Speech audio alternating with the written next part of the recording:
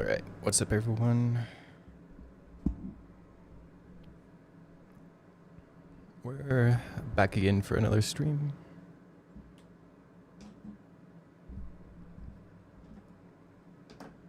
Okay.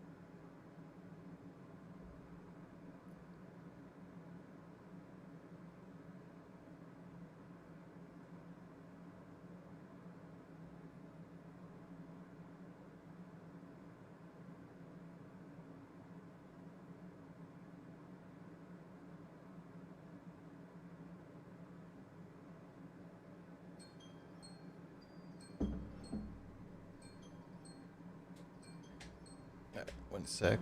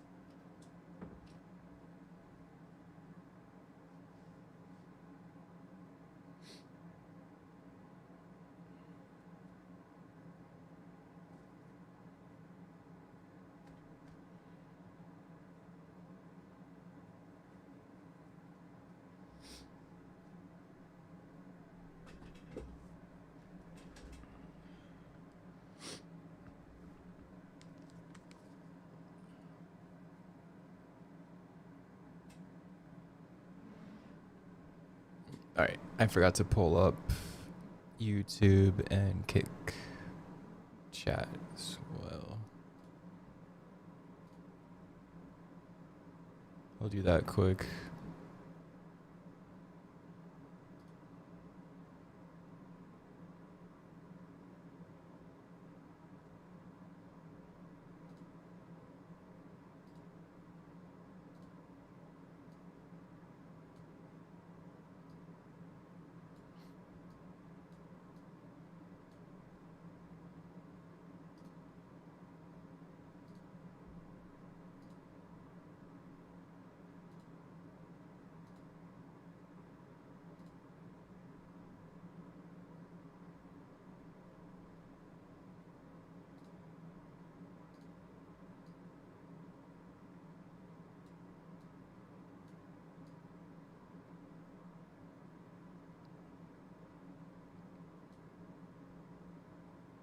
Okay.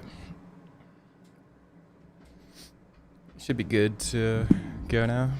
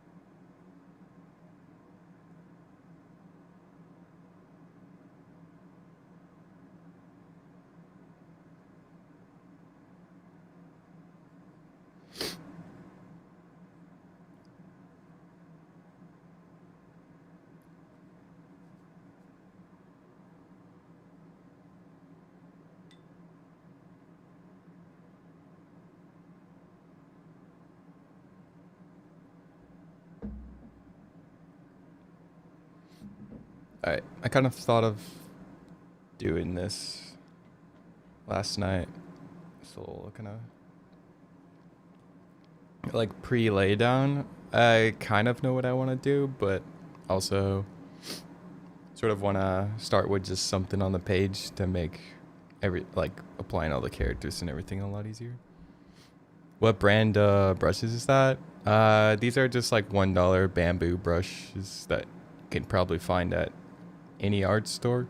I don't even remember what brand it was. It's probably like Hobby Lobby's brand or something. Like it's the most generic $1 like cheap brush you can get.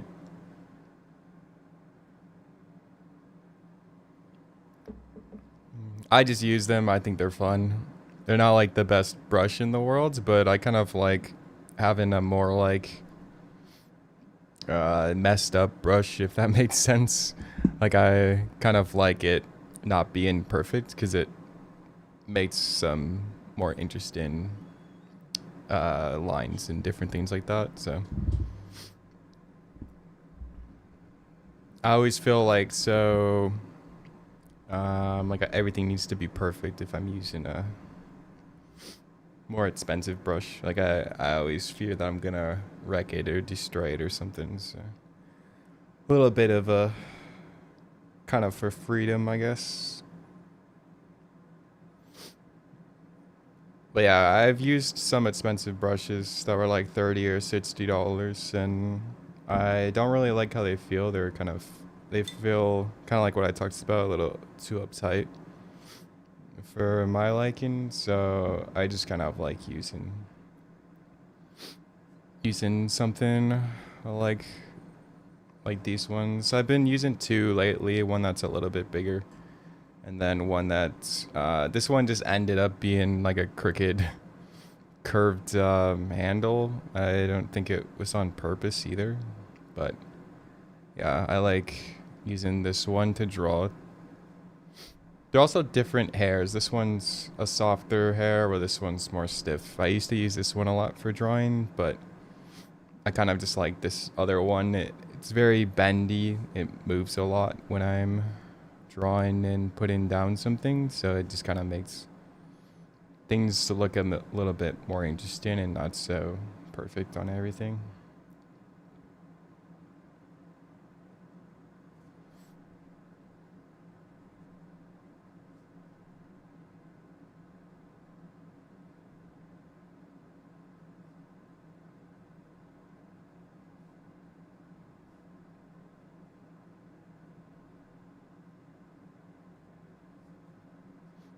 honestly, when I started using this brush and the fact that it like moves on me so much, I was a bit worried that it would be hard to draw with. And it didn't take me too long, like a day or so, to get used to it. I think for like whenever I change to a different brush or tool or something, it takes around 3 to 4 days to kind of start to learn its little features that it comes with. I think a lot of brushes and different tools have like little problems or little quirks that you kind of have to work around and figure out what, like how it reacts when you do certain things with it.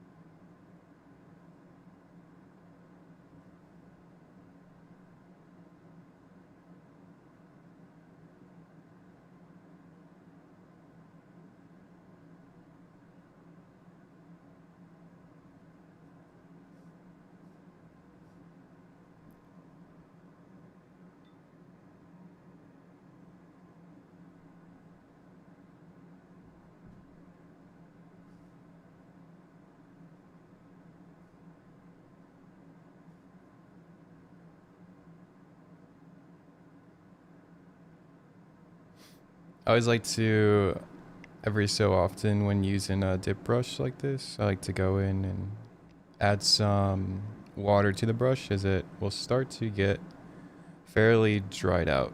And that's when I'll go in to add a bunch of these shadows. And sometimes I'll just kind of not ruin like some momentum throughout the drawing. If I go through and like rinse off the brush, then I'll just put down that tone that it creates to basically keep drawing and not have to like stop and rinse off my brush and then go from there.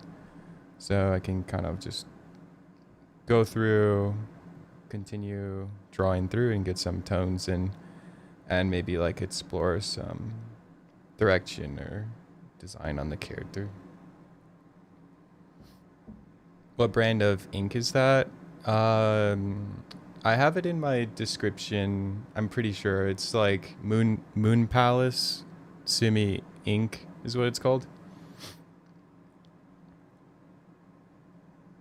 Yeah, I have a like an Amazon affiliate link for the Moon Palace ink and like a bunch of other things. I wish I could find what brushes these were because a lot of people ask.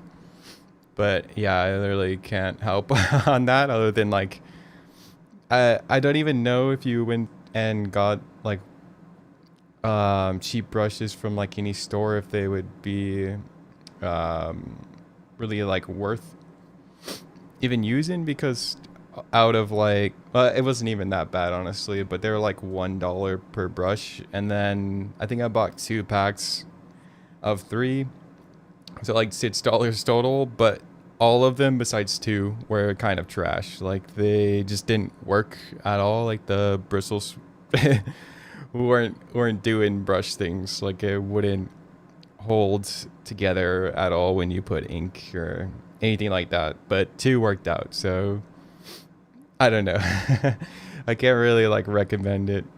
I think honestly, just any brush works. They're pretty much all the same. I've used a ton of different brands and different brushes, and they all pretty much are the same. And usually, it's a matter of kind of just getting used to the tool. So if you could pretty much just get any brush, it doesn't really matter.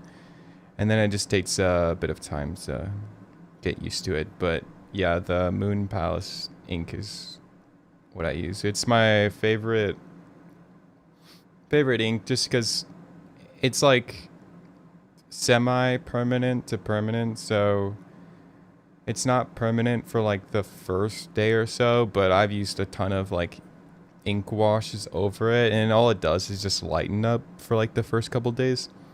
And then I think after like 3 days, then it just becomes permanent, and it'll kind of lock in whatever you have on the page. But also, it doesn't really interact with alcohol markers much at all, as long as it's like semi-dry, and I'm not like markering over something that I literally just drew. But yeah, and I like using alcohol markers a lot, so kind of just good ink for that.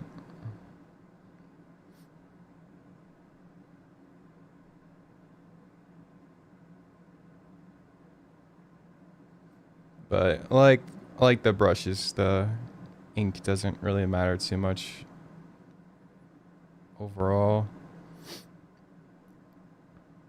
But I really don't like sticky inks or ones that smell as much. And this one's not really like that. It's kind of, it has like a, I don't know how to explain it other than like a Sumi ink smell to it. And yeah, that's about it pretty much. Mostly like it because it can handle a lot of ink washes, and it's not gonna really like pull at all. It just kind of fades, which can be nice, kind of how I like to draw.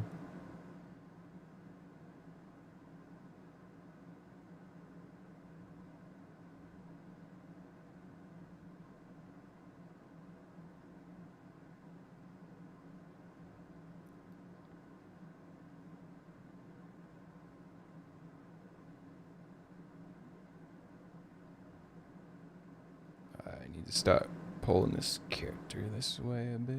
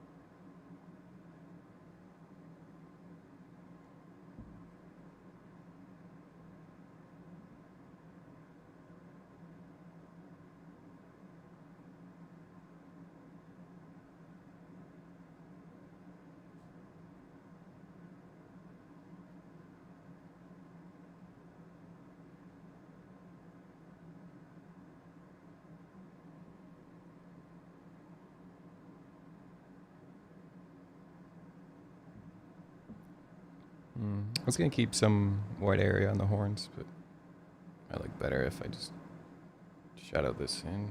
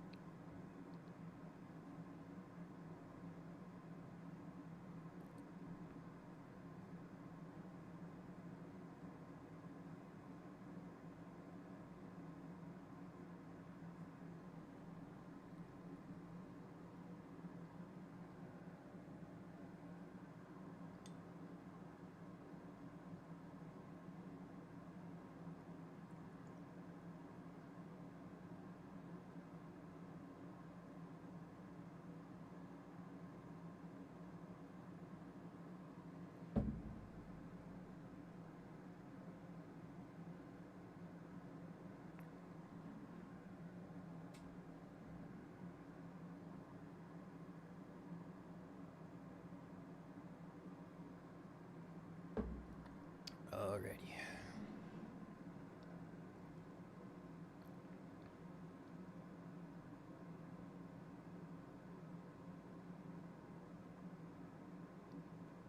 Kind of reset my brush, so should be able to go back to the line art.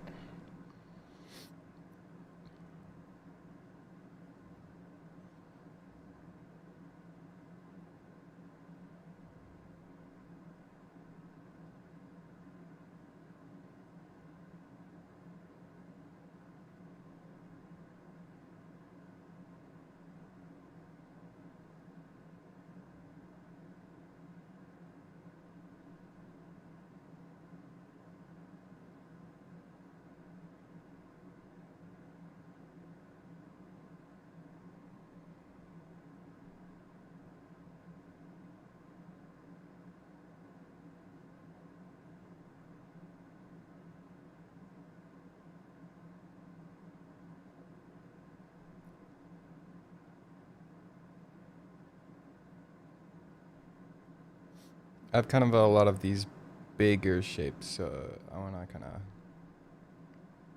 pull back a bit and start working on some of the smaller shapes. Kind of contrast it a bit.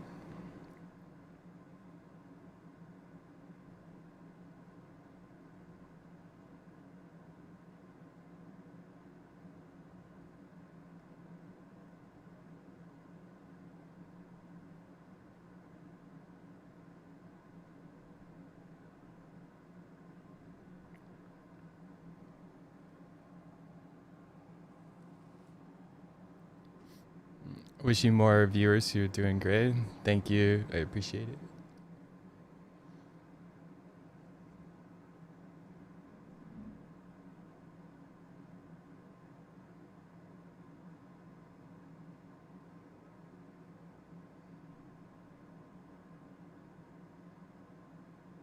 Hopefully I can get this dark enough in there.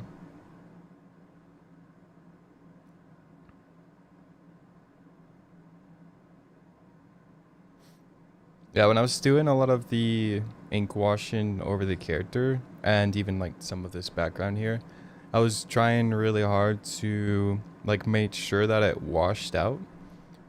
And kind of what I mean by that is like when I'm putting all the ink down, especially like here I used a lot of black, but then adding water over it or adding a lot of water in the brush with the black ink gives it like this fade effect.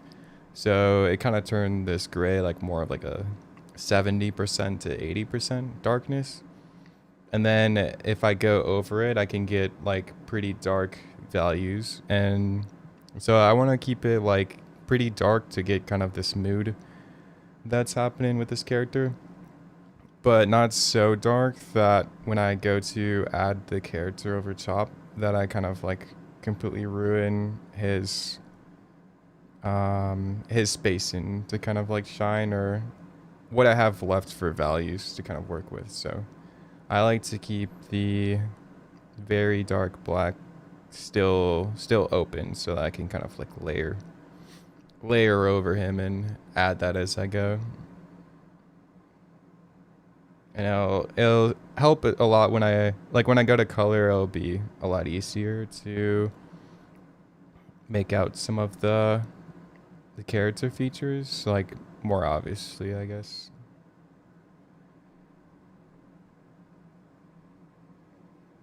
So I kind of want to go like overly dark where I can, especially if I know I'm gonna go in color, because a lot of those values will be washed out by the marker. So going kind of crazy during this phase now is kind of when I want to do that.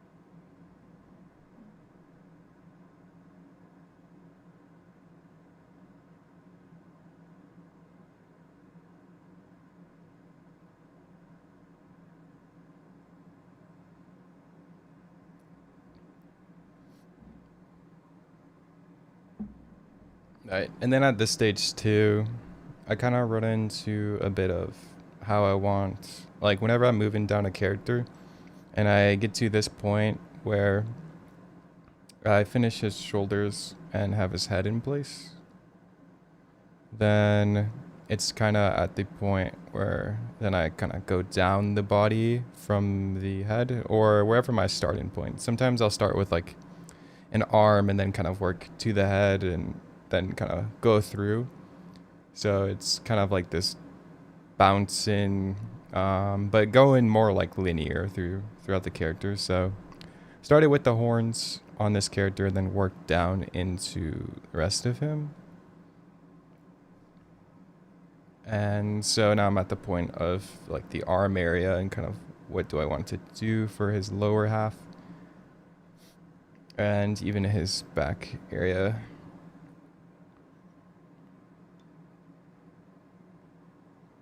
Rinse off the brush a bit. Yeah, and then when I go to rinse off the brush, I'll kind of work in some of the values where I kind of feel like I want to take away or add to the drawing. So like, where do I kind of want to leave some of these white open areas and where do I want to start adding some of this darker tone? So you kind of push back. Anything that I leave open and white, the page color, it's going to kind of like those areas are gonna pop out and go towards the person's eyes more. So I kind of want to decide like what do I want to keep showing. Like I kind of have some lighter areas too, like the shadows on his face are still pretty light. I could go a bit darker on these other areas and that will add basically more to the lighter areas. So I can go a bit lighter as I draw, but most of the values and things will go darker. But yeah, just kind of so I can rinse off the brush, I'll add in some those tones. I kind of just decide to like what feels right or what looks best in the moment. So like I don't really have an idea for this character. It's kind of just like appeared from splashing down ink, and then as I'm drawing, I'll kind of like I guess learn what I'm going for, and I'll take the direction from there.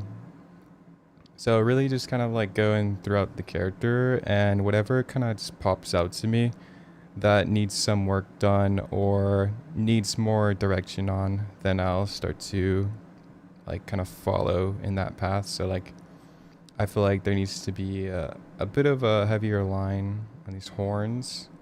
So I'll kind of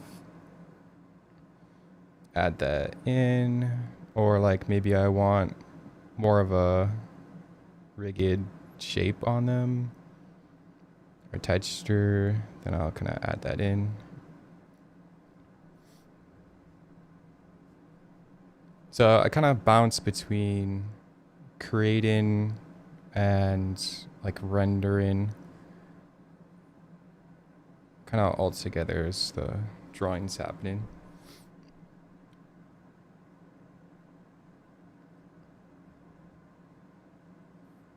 Kind of mostly intuition as well, like what I decide or feels like needs in certain places. Some of it's also a bit of like experience, like characters that I've drawn previously with horns, like maybe there's certain things I didn't like about it, so I'm more inclined to kind of make a decision based on how that ended up looking. Or sometimes it'll just be something I've never tried before, like this kind of design on the horn. I've never done that before, so I want to try to do something like that. And same with this angle. I haven't done anything really with this much like movement and the character being placed. So his arm will be a bit interesting to find out. Usually I'll kind of just imagine like drawing off page. So if this is his shoulder pad, well, maybe get some detail in here quick.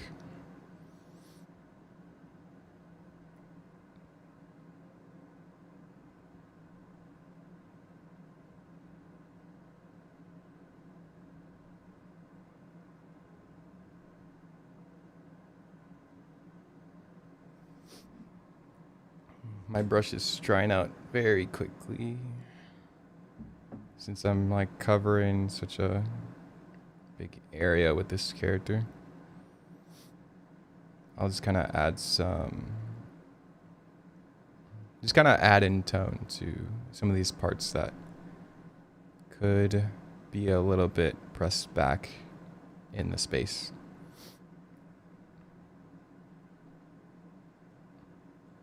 And then I just want to leave a bit of moisture on the brush. I'll just dip it back in ink.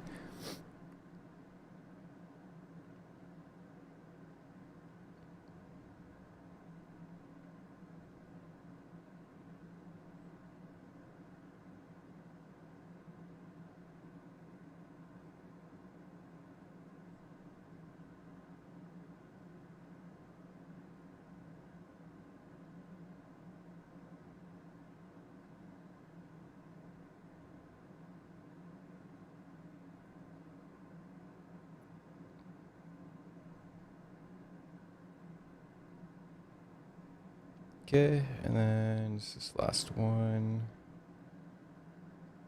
Just going a little bit more towards us. So I want to try to angle the design and make it a bit bigger. For more like samurai kind of armor and things, I just like to weave in some kind of, I don't really know, like just fabric or different things and just have it overlap across. So we have one that's going over and then this side one will just go under. Kind of a methodic design. I just there's a lot of repetition, but I always like how it ends up looking. And then for like this little groove out, could add a bit of extra shape to it.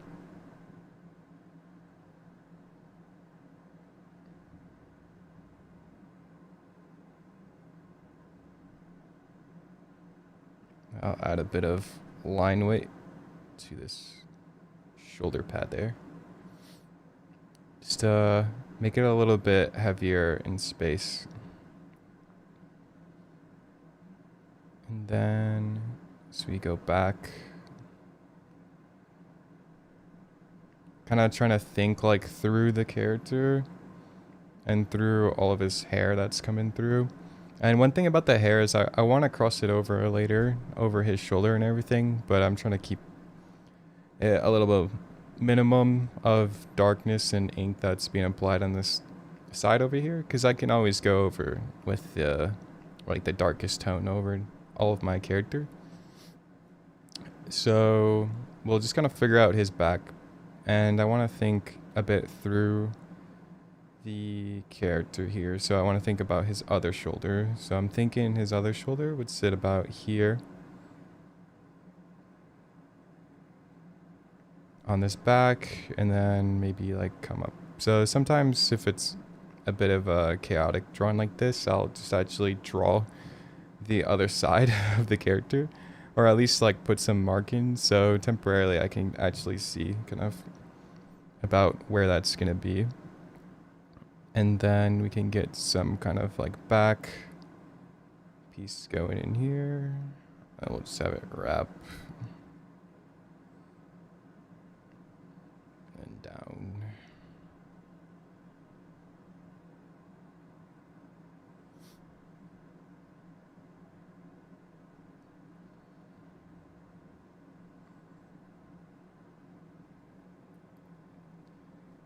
The page is starting to bend on me, which is not surprising with this much ink on there.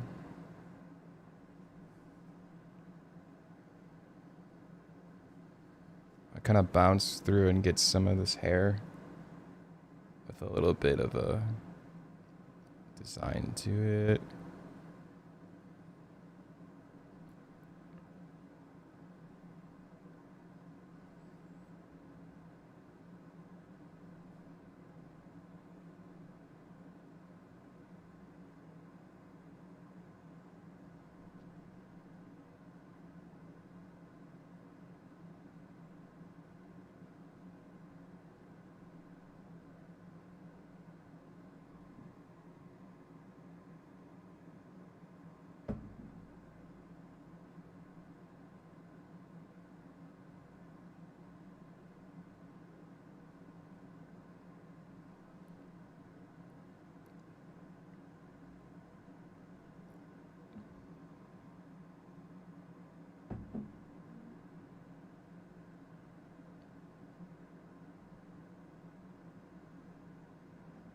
Alright, and then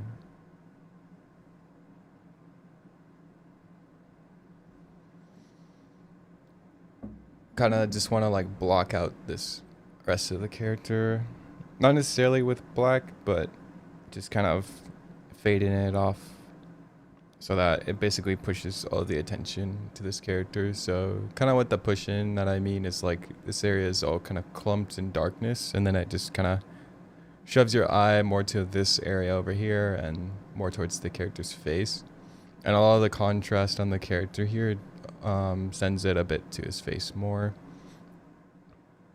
So that kind of helps.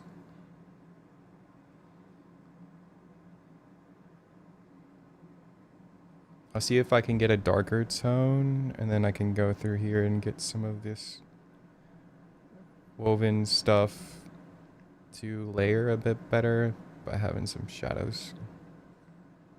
And then maybe like darken in some of the under neck, behind the ear, a little bit on that cheek.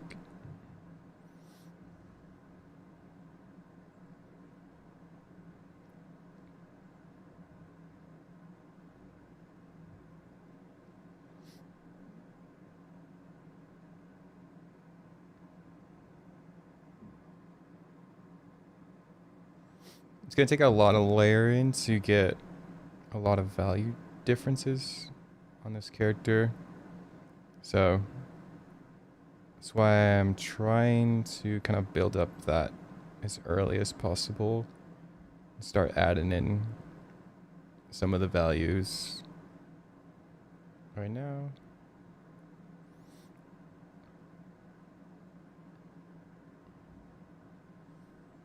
Like sometimes it kind of takes like 8 layers if I want to go like extremely dark on.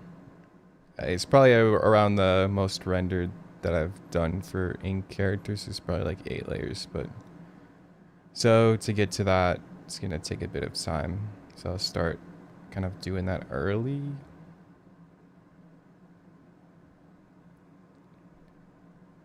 Kind of start lowering this beard here.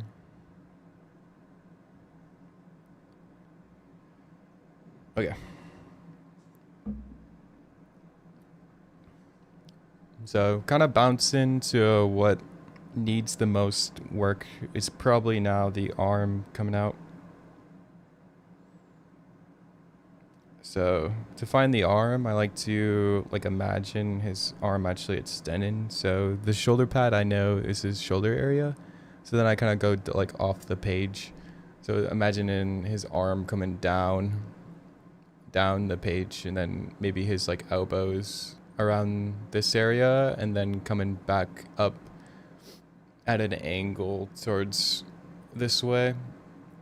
So I can kind of find like what my options are to have his arm on the page by kind of sometimes like looking through the character and try to most of the time guess about what's closest, and then other times trying to look off the page and kind of like go a bit past it.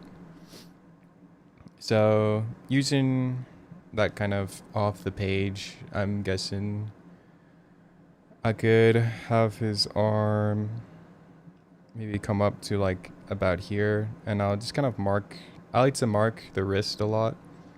So if it's coming up and out,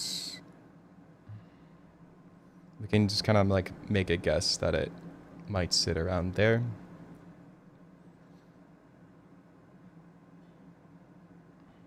And then from here, I have a lot of this light area around here, so it leaves a lot of my options open. Like I'll probably have him holding a sword, so that gives me a bit of choices with that. And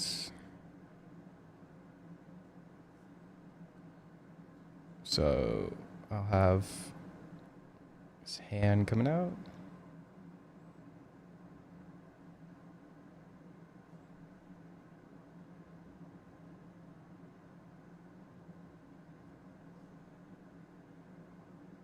And I like to work from like the easier things, or sometimes I'll go from the hardest to the easiest. Right off the bat, like this arm here, the wrist is probably one of the harder spots just because I have to try to figure out what I can't see right away and kind of hope that it works out all right when I place it there. So kind of have to guess a bit. And I want the wrist kind of extending out so it looks like it's coming at us a bit. Alright, so I have like a general idea of this hand over here. And then I'm kind of thinking So the sword is gonna press up against his hand a bit. So I'll start to place down a bit of like the interaction spots. So his hand, finger be interacting a bit with the sword. Kind of like a bit of a cause and effect.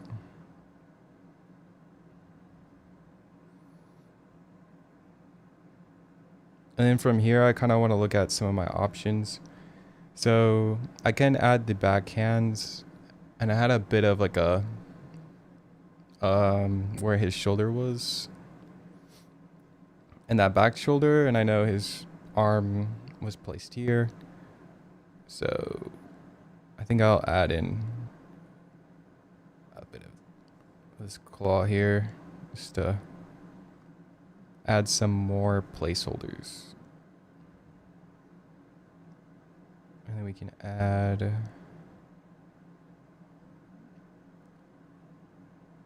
some straps.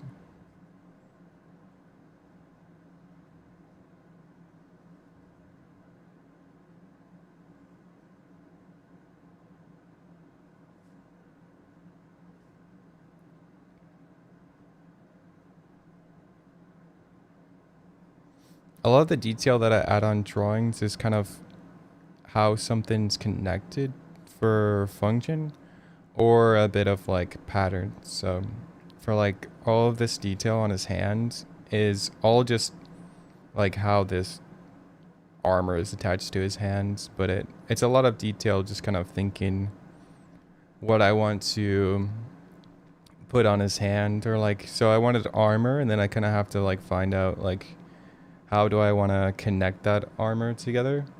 So having these straps will come off, and it basically like fills up the character's hand with some sort of detail, and makes it look a little bit like it kind of is all functional together. And then the other form of detail that I like to add is more of the patterns. So like a little bit of a design on the characters. And I like adding patterns because it kind of shows the direction and a bit of like the form of the characters as well. So I'll kind of pick like a bit of a theme. So for this armor, we have these like long, narrow shape that's going down the armor, and I can use that to like exaggerate a bit of what's happening with the perspective here, and just use that shape and try to like really pull it into a bit of like a cone coming through here.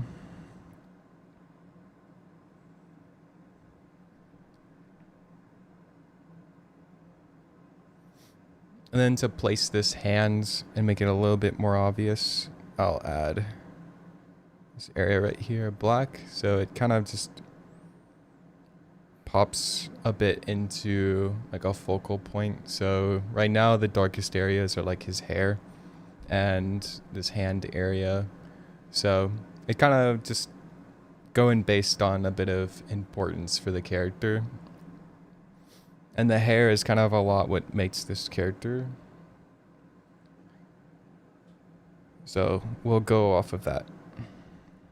Alright, and then from here, I want to figure out a bit of the sword. I'll have it tilt maybe up here.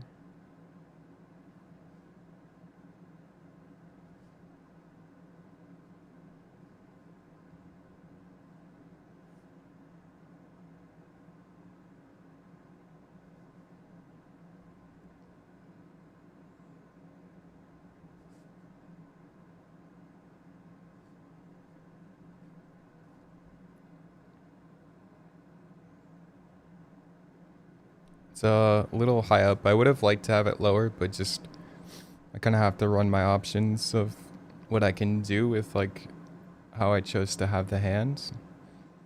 So I'll just kind of do whatever pops out to me, and what's kind of works. And his backhand, if his shoulder is around here, I'll kind of imagine his arm being pulled down and then up over here.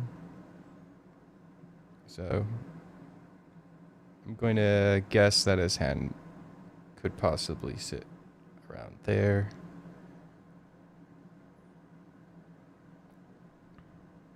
And then I can start to add a bit of these details over that rough.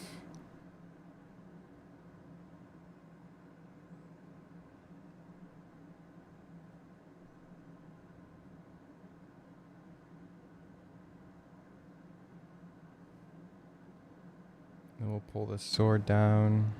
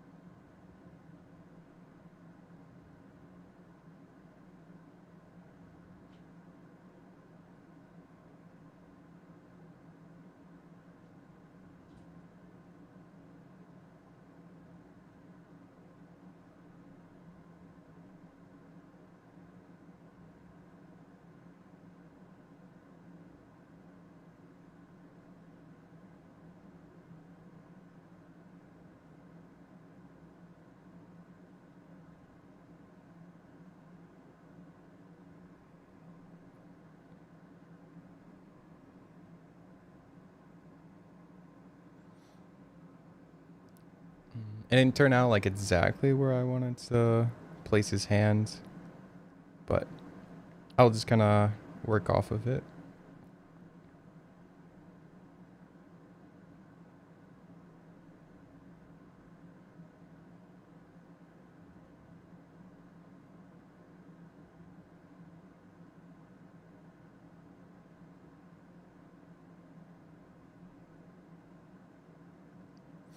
Kind of just cut my losses and move on and try to kind of preserve what is still good on the drawing and what can kind of be added to make the most out of it.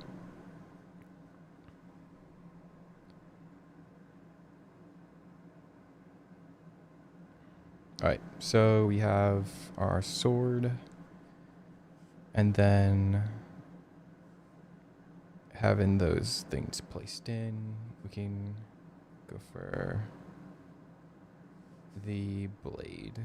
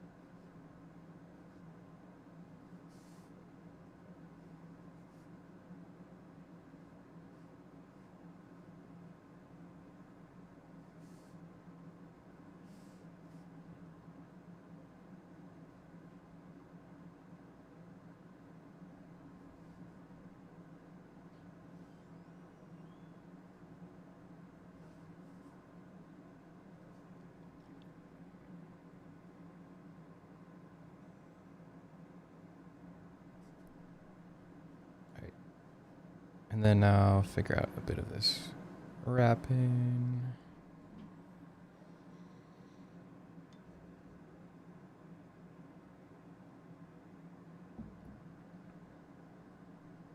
And my brush was running out a bit, so I'll try to figure out how I want to add tone through this. I want to keep it a little bit minimal on the sword. Besides like a bit of the cast shadow up here.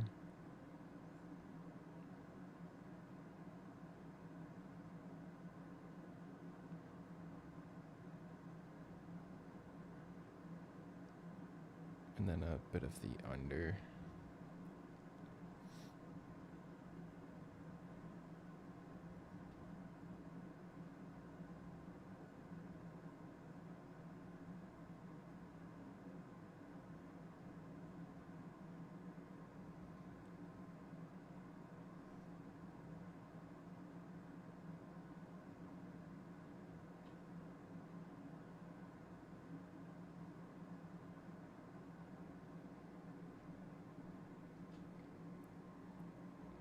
Yeah, and then like up on the sword, I want to keep as much white air as I can.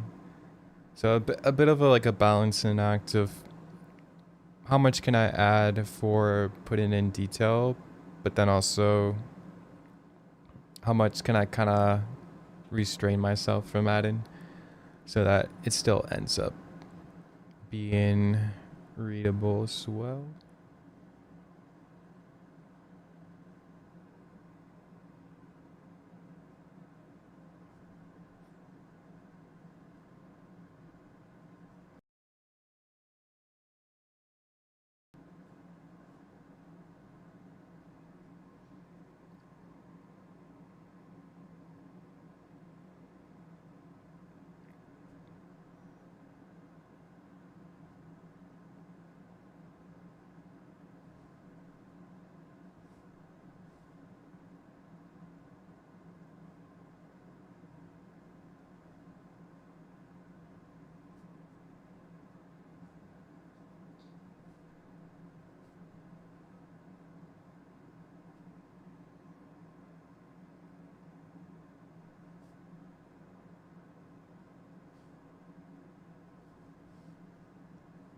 And then I'll kind of figure out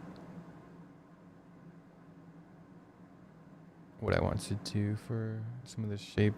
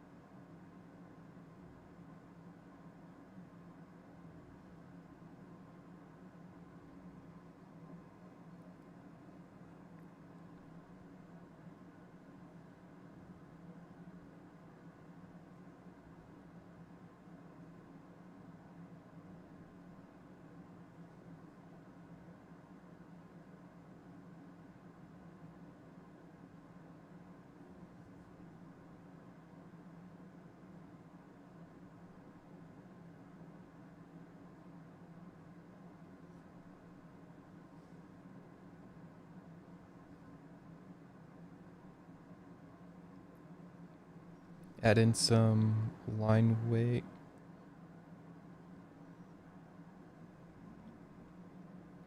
Try to make the hands connect to the sword handle.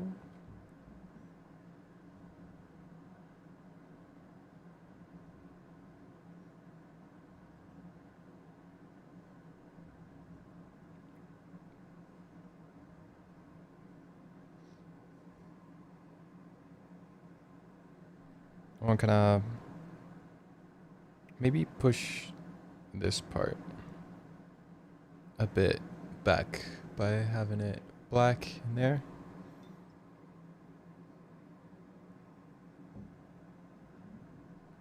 And then I'll add in a bit of a darker area down there.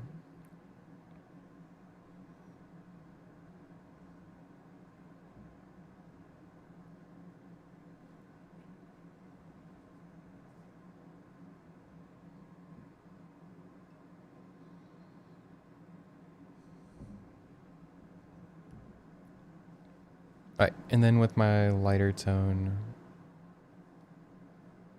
I'll try to fill in whatever areas I can add a bit more detail in.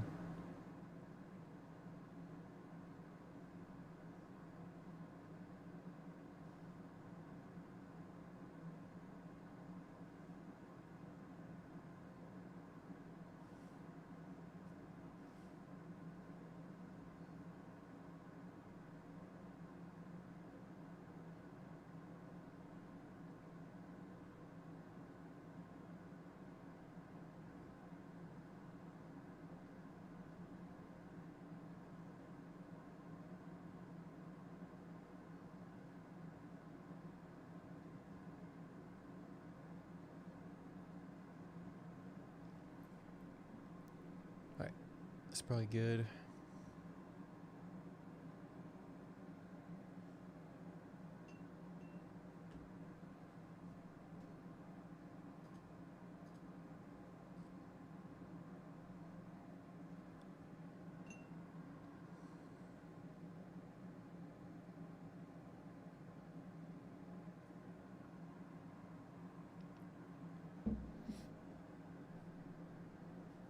I want to round off a bit of this sword as well.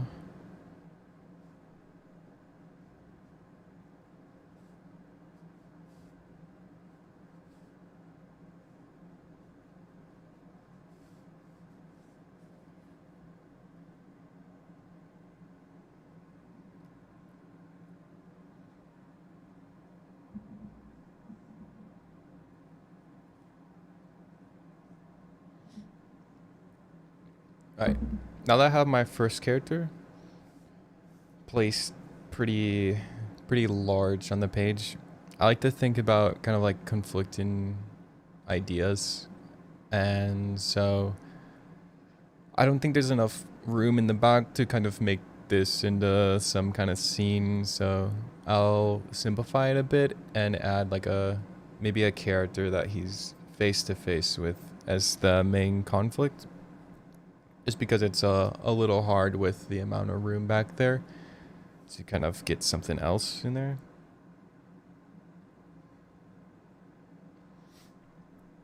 So I want to think about the direction that he's facing and also how much room I have left. So it might be a little tricky to pull off something, but we'll try. So I think this part that stands out the most to me is maybe right here. And so I'm gonna place some like very kind of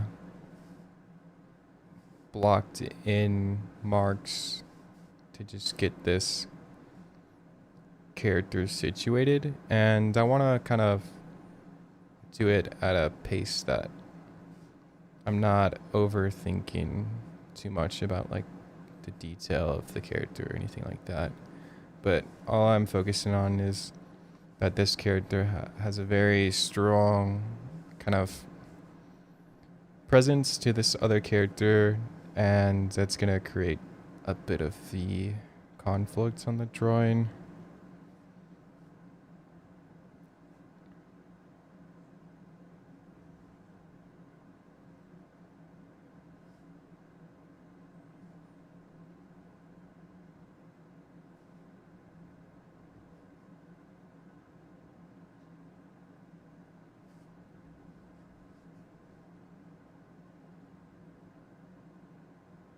So I'm really trying to line up this character so that they're face to face. And so he's a little bit to the left, so his character might need to look a bit to the right.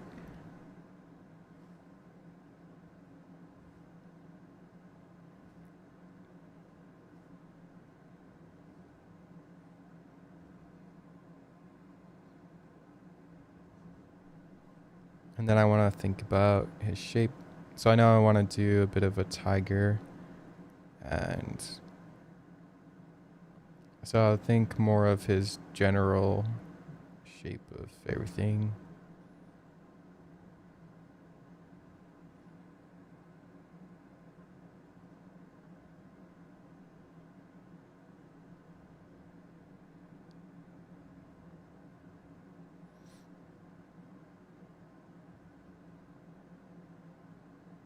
I'll kind of use some of these bigger shapes. And I want to pull the character a bit towards or closer.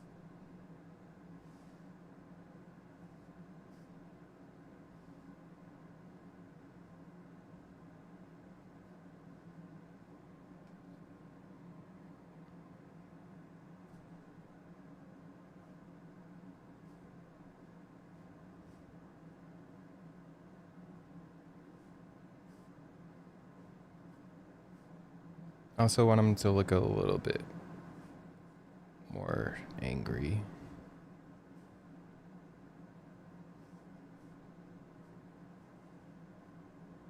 So I'll kind of adjust by layering it.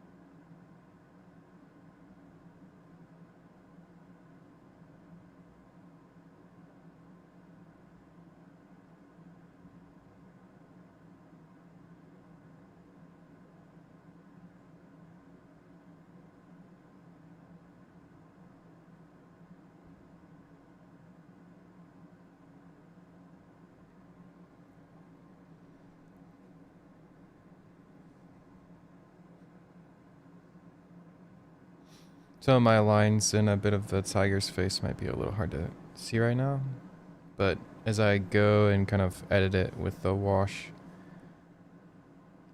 it'll be a lot cleaner. So I kind of want to really focus on lining everything up now, and then it will make it much easier later. And the color and the tone of the ink wash can kind of carry the rest for me. But right now, the most important thing is really positioning and making sure the characters kind of are interacting in a somewhat of a interesting way here.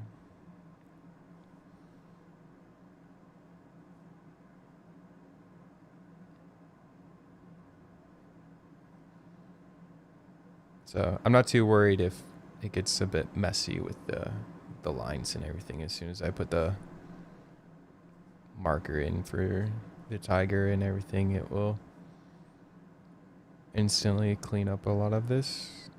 But I do really want to exaggerate a bit of the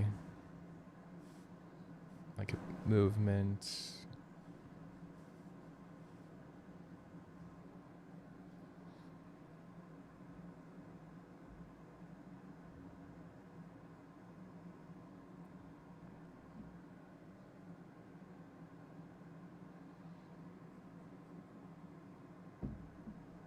I'll start to clean up some of this with what I can with the wash.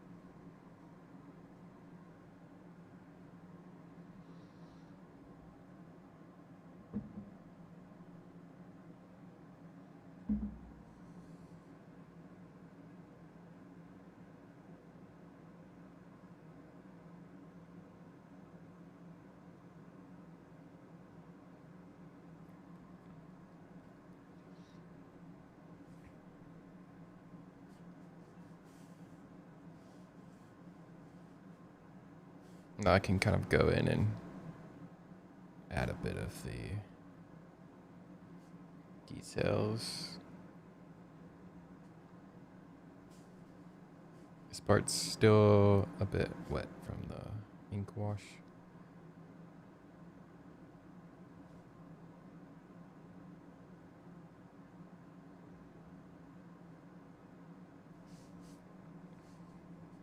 I like the ear on the right over here. I think this one is in a bit of a weird spot. We'll try to fix it later.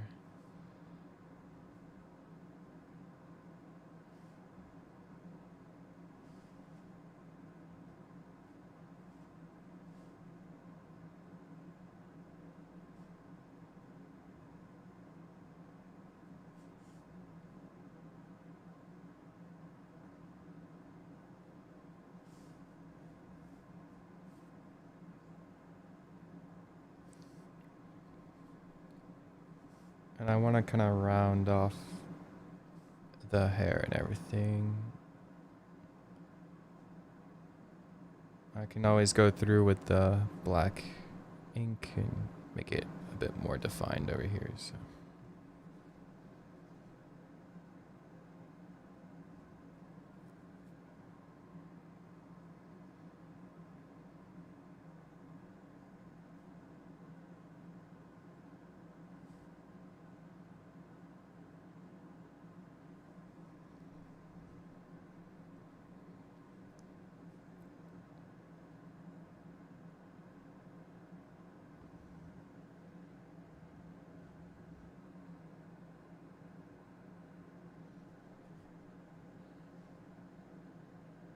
Okay, we got a bit of the cheek hair over here.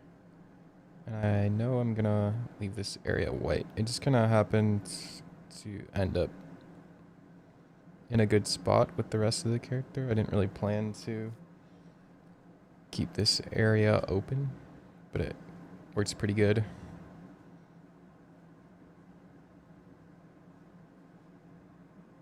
Got the cheek. I can kind of make out what a good spot to have this ear would be.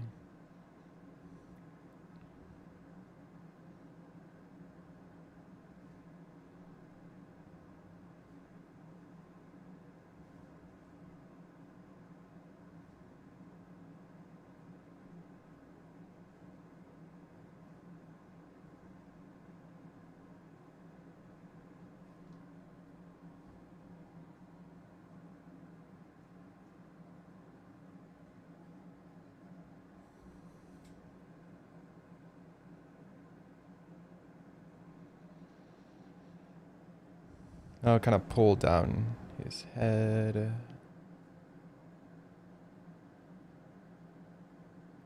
And shape it off of the hair.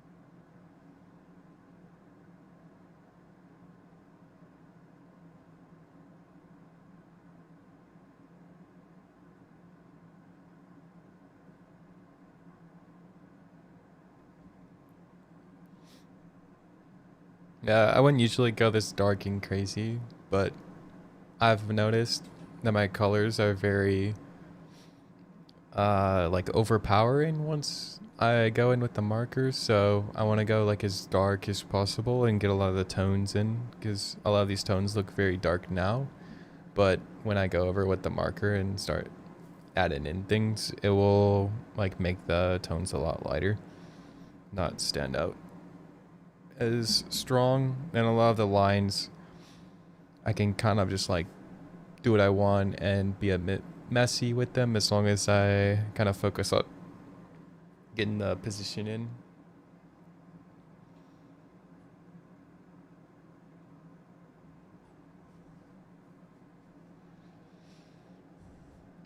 And I'll just kind of continue getting his face placed.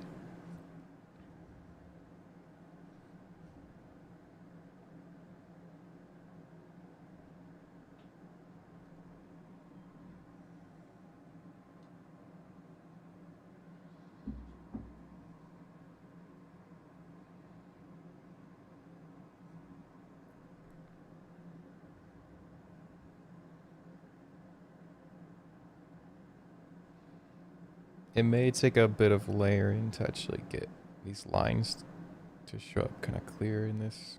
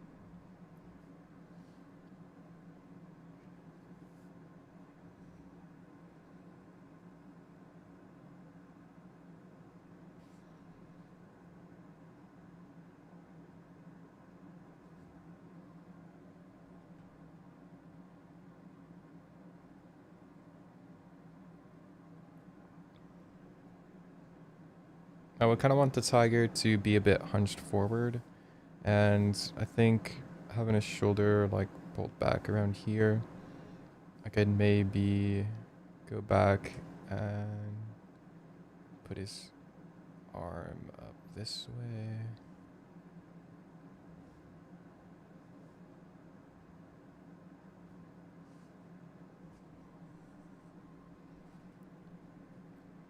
And then create like a bit more space between these two characters so that he's a bit more like pushed into other character's face.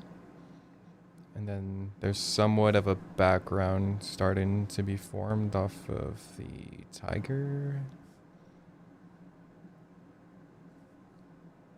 And now place his hands or paws back here.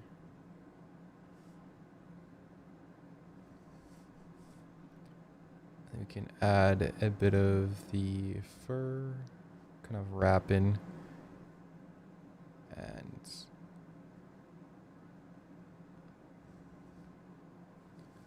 rounding off.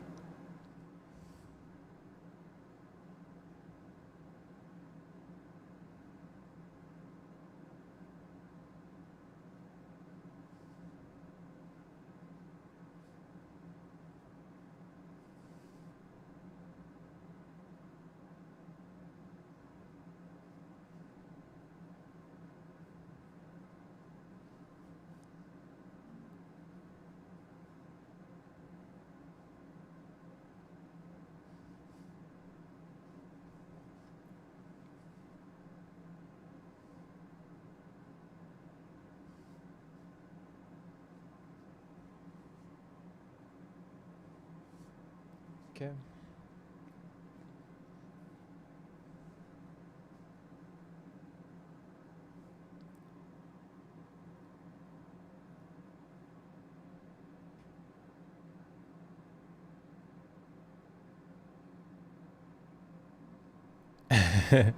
The Cricut paintbrush, yeah, it's a little bit bent. Yeah, I actually started using it because it was like that, but it's like a $1 brush that who knows what you're kind of gonna get out of it. And one of them was Cricut. I was just like, yeah, it'll be kind of interesting to just try and draw with that.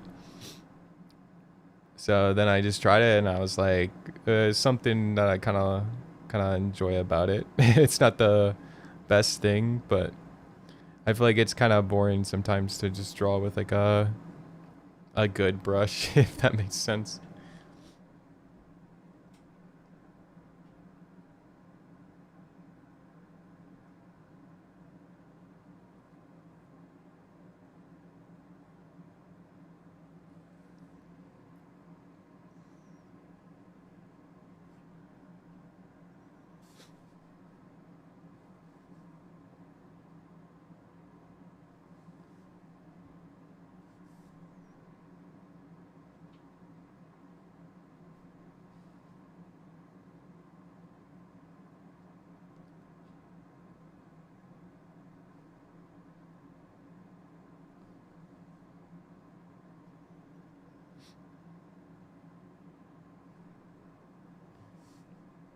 Try to darken in these areas that are supposed to be almost black.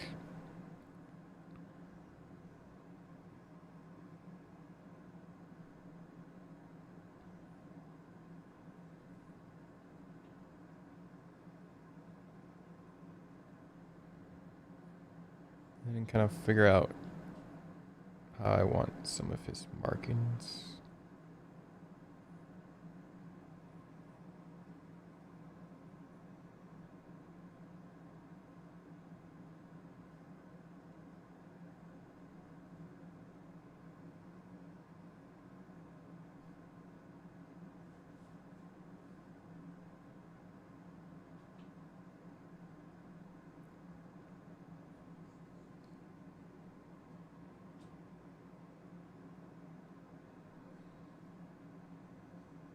I'll have some of the markings round off his shoulder back here.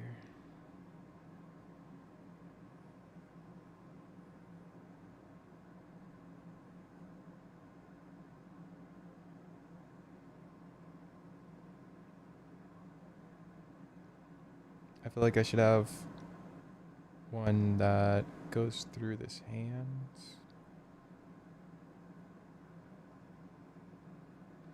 So get a bit of a layering going on here.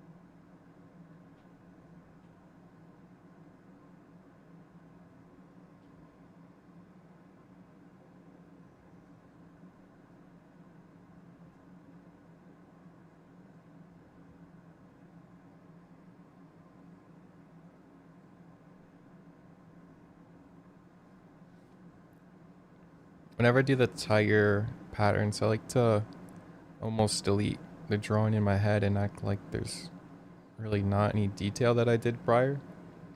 So that I'm not like super careful. And it won't make me overthink. So I kind of want to like wash away any of what I felt like was all my hard work underneath. And this will kind of help me line up some of these markings a bit better. So like up here, I'm like, oh, I have all this hard work that I did for doing the tiger's detail, but I want to kind of just like go through it and try to just focus on rounding off.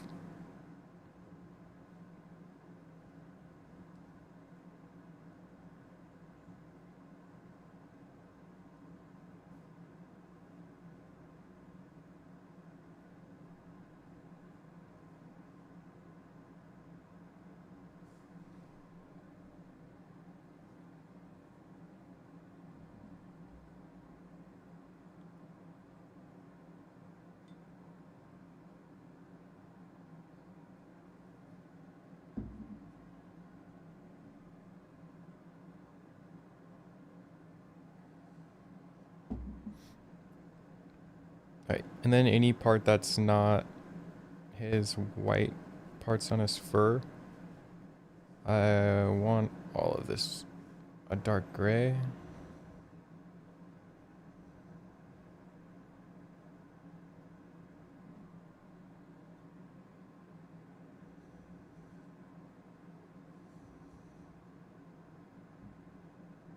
And now I'm kind of thinking when I go to color,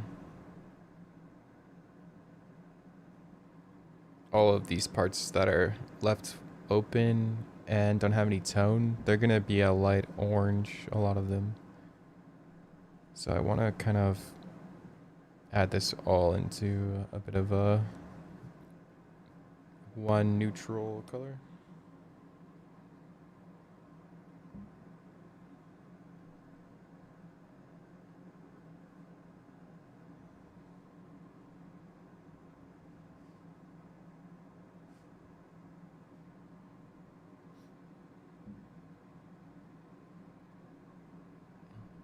Hello there, I didn't know where you stream, so I'm riding on every platform. Yeah, currently I'm streaming on Twitch, Kick, and YouTube, so I have all of the chats open, so whichever one you chat on, I'll see it. I mainly stream on YouTube or started on YouTube, so it's more of the familiar one for me. How's my day been? Pretty good. It's the first drawing that I've done today. I wanted to try out some things that I was kind of thinking would be cool.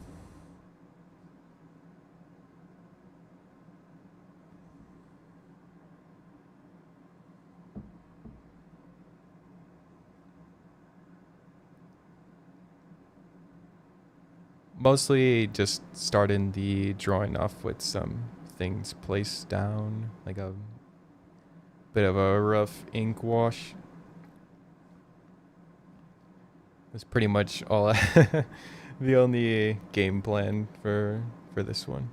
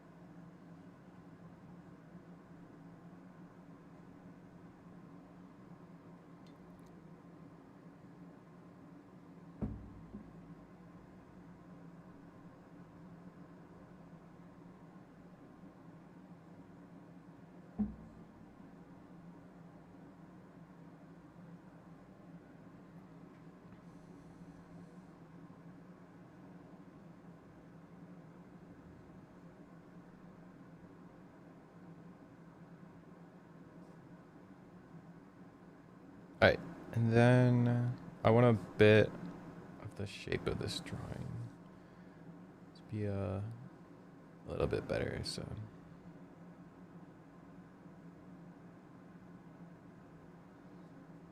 we'll have his tail come up and around.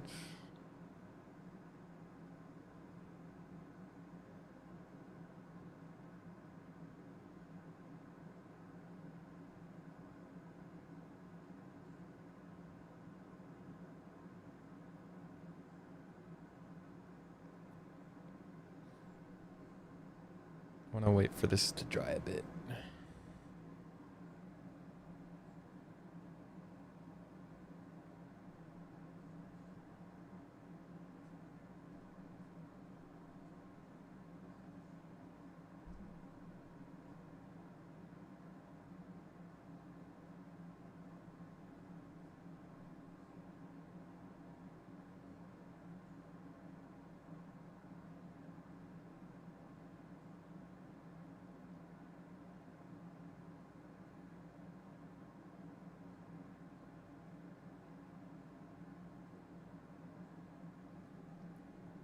Sounds cool. I opened Twitch and searched some art stream, but that lagged me, so I thought you stopped the stream, so I came here. My internet is slow today. I don't know why.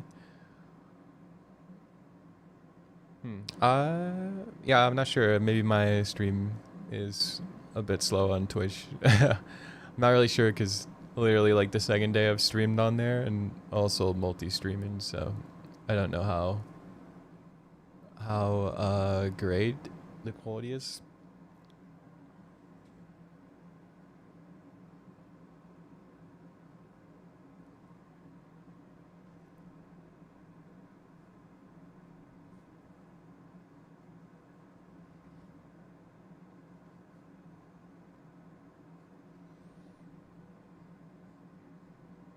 I kind of like these pictures. I have black and white tattoo pictures myself. Yeah, I really like black and white.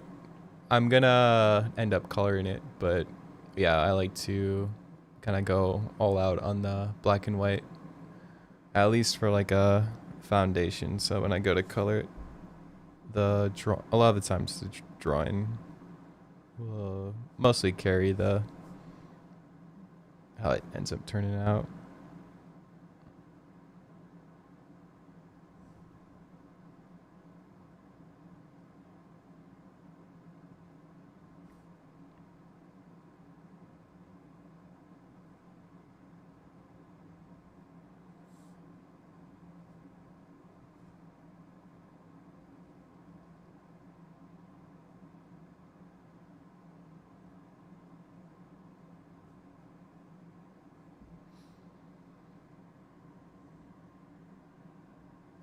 Your internet has been down all day, so I don't know when it works in, when it doesn't.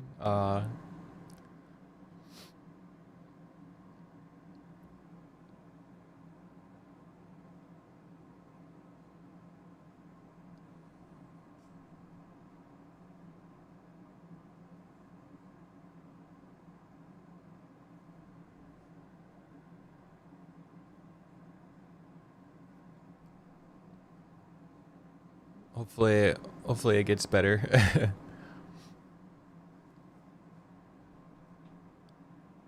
Well, I don't want to try to smudge that.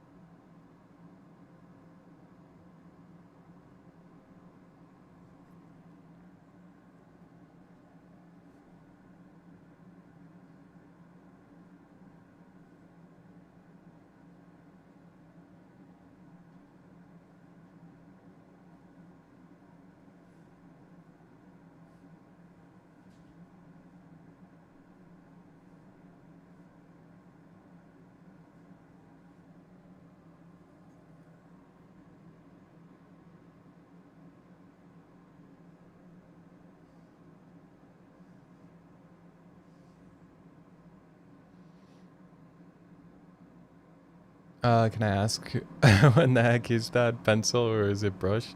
It's a brush. It's like a $1 bamboo brush that I found at an art store. I just kind of have been using it for like the last 2 or 3 years.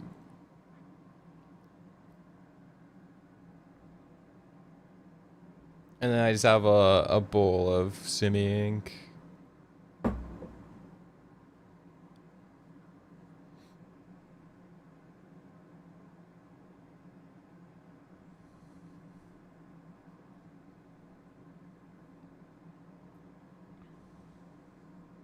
Yeah, I think I don't know, I like ink. I like the consistency of it.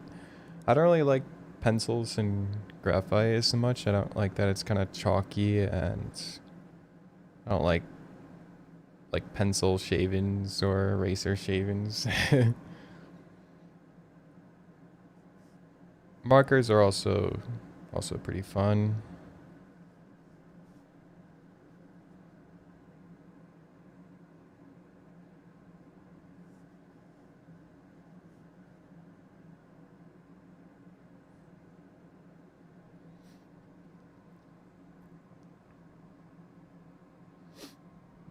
In the end, it doesn't matter if it's a cheap brush. The tool doesn't do the job. It's the person who knows how to use the tool. Yeah, probably.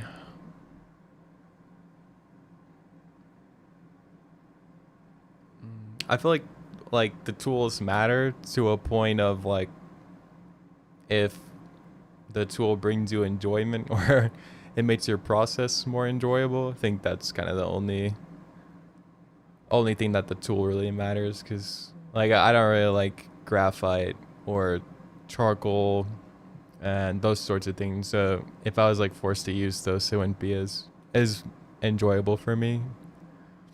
But yeah, you can definitely get the job done with any kind of tool. But yeah, I think it just matters for like your enjoyment of the process.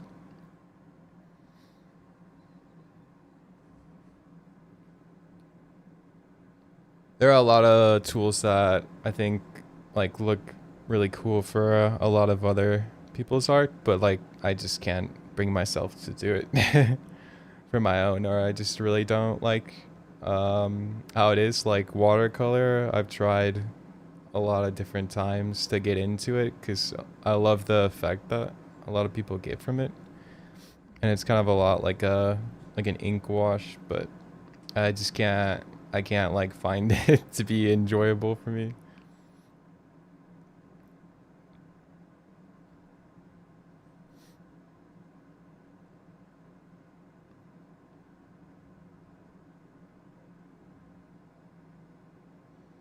But yeah, I've tried a lot of different brushes and they are pretty much all the same. Like every single one After you kind of use like any tool for a certain amount of time, you'll just get used to how it functions, what it's good at, what it's bad at, a little quirks with it, and then after a while it kind of just becomes like any other way of drawing.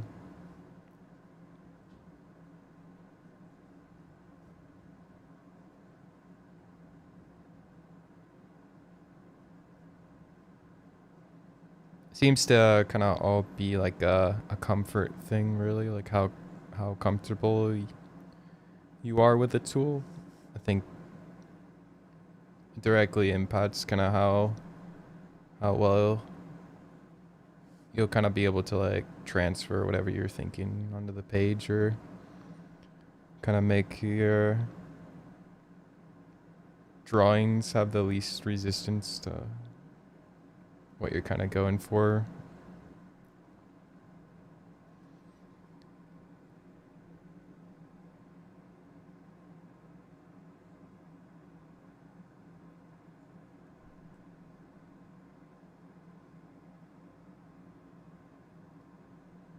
I want to try to darken in a lot of this.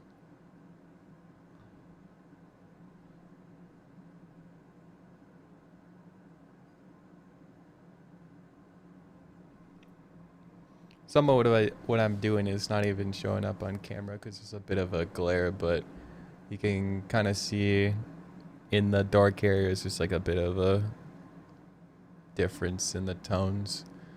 Trying to make the blacks as black as possible.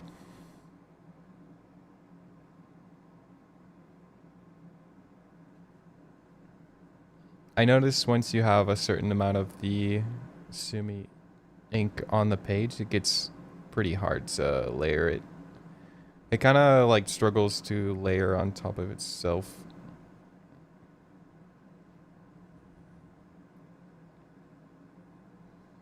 But I'll just do as much as I can.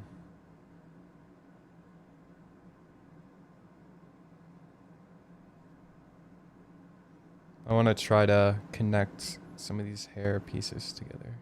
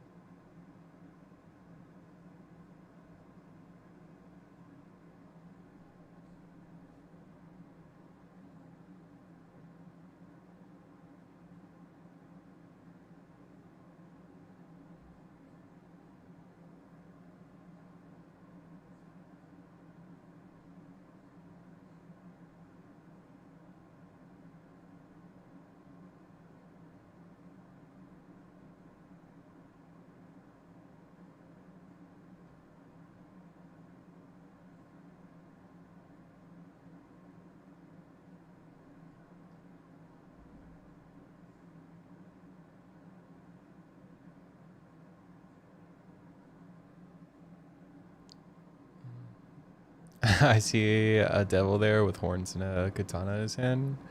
Yeah, that's pretty much exactly what it is. Yeah, some of it's gonna be a little hard because I exaggerated a lot of the darkness and everything. So when I go to color, it'll be a bit easier to see. I realized about halfway through that watching the stream, it's gonna look like a mess until I add the color. But I want to do as much as I can before I do that.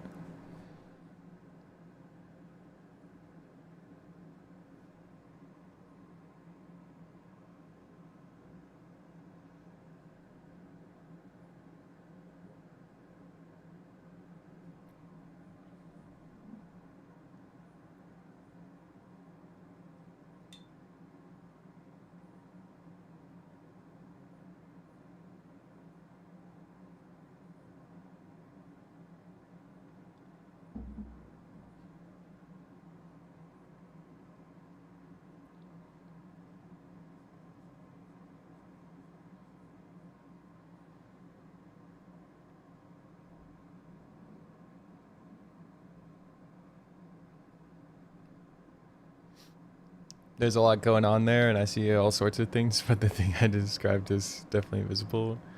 Well, that's good, at least. My drawings are kind of always chaotic and pretty messy, so honestly, if you can see anything in them, then that's enough for me.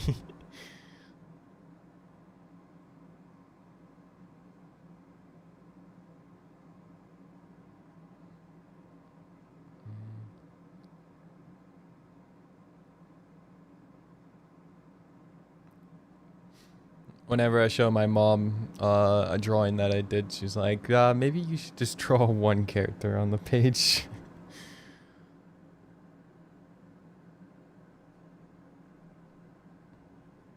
Sometimes I'll draw just one character, but I think it's all fun to just add a bunch of things, whatever I think of in the moment.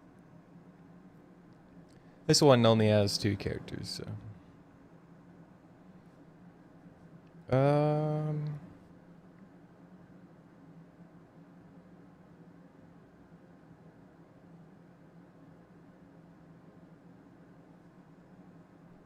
I'll see if I can get some kind of cool clouds in here.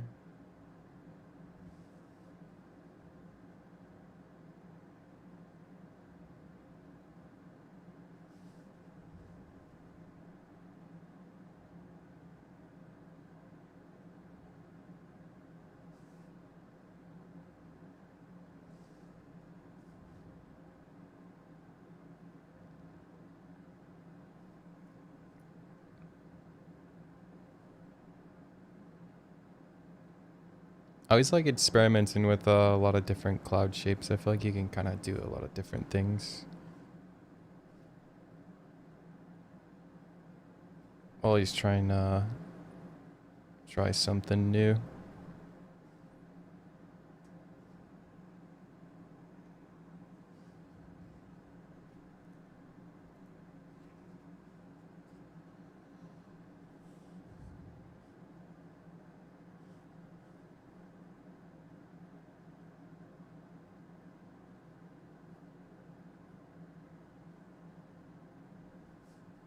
Like this one, doing a bit more of a very thin, kind of wispy.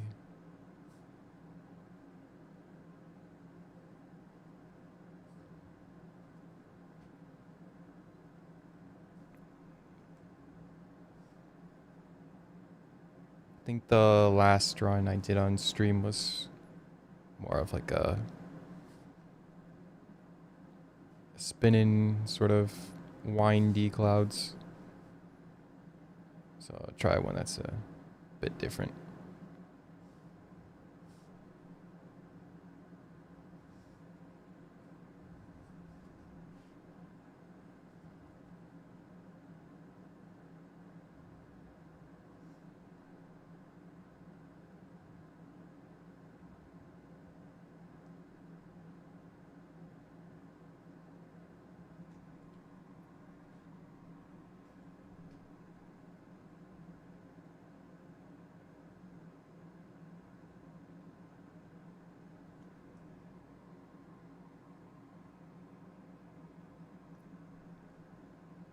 I'm curious how it's gonna look when I color it.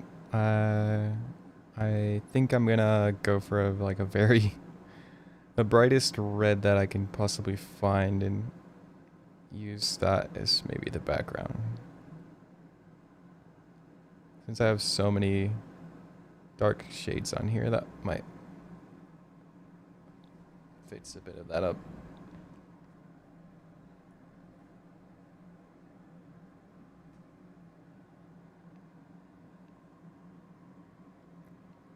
Achieving a good composition by telling a story in one image with several characters or elements adds enormous richness to artistic work and knowledge.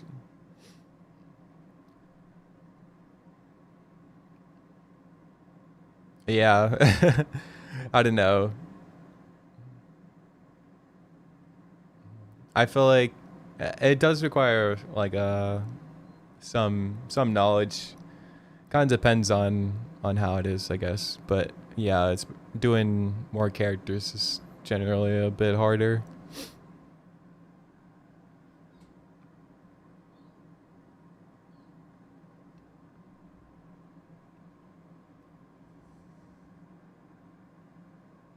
Sometimes adding more characters is a bit easier because you don't have to actually draw out like the full all of the character detail, especially if it's like further back in perspective, then you can kind of just simplify a lot of characters.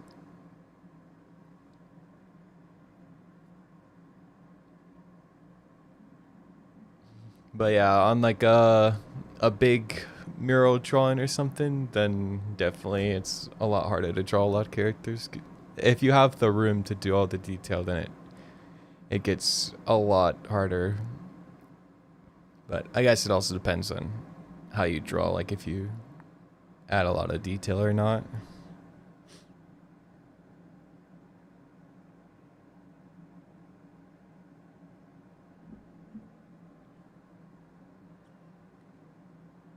Boom, boom, boom.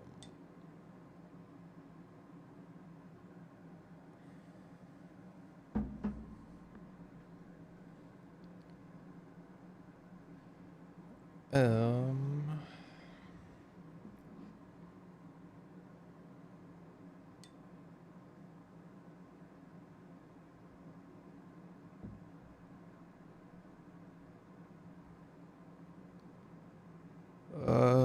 Part of me wants to add more tone, but it's maybe a trap. I don't think it's the smart thing to do.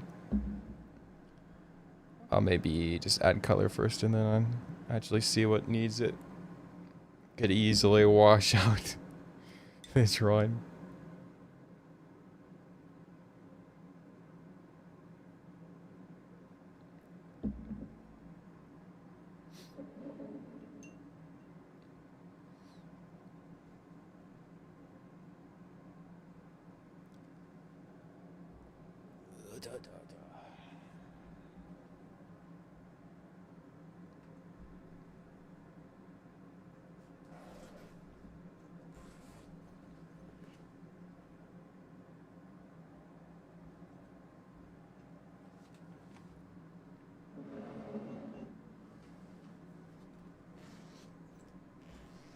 Yeah, every time I go to draw or do something, my coffee or tea always gets cold. It just ends up sitting there for like an hour before I remember that I have something there that's getting cold.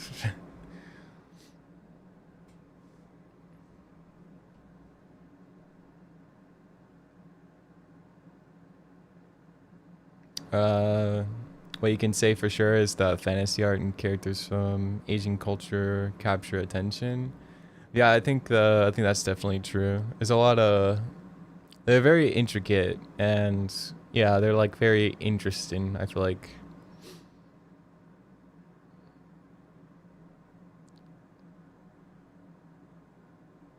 yeah, I've always been the most interested in those sorts of things.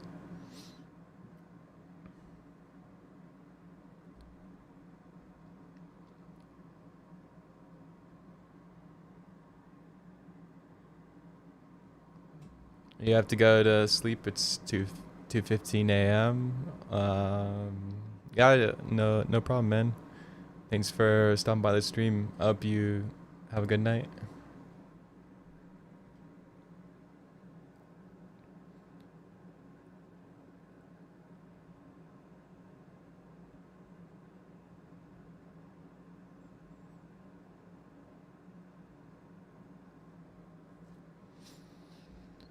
I have to figure out colors now.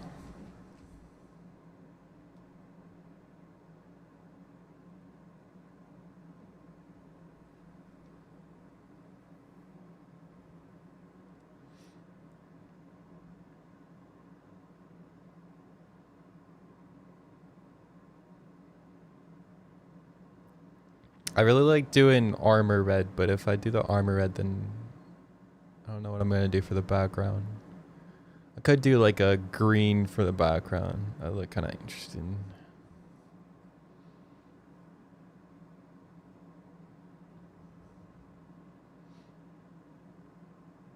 It's kind of messed up, but out of both of my, I have like a ton of colors, and every single one of them tends to be a brighter color, except green. I don't really have a bright green, which is kind of messed up.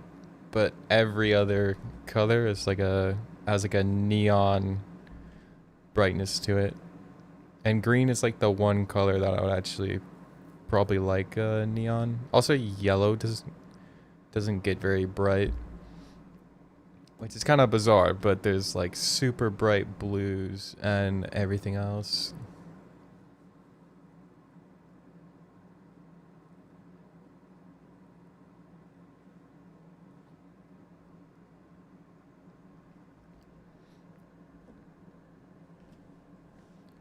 Alright, last time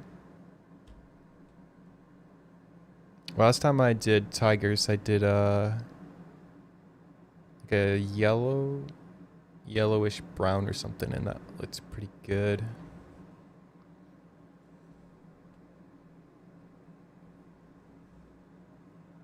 What does this color look like?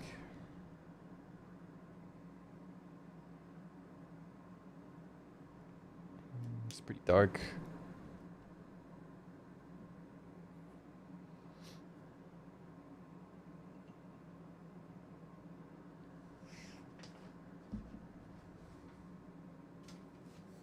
Yeah, grab a paper and start trying some colors.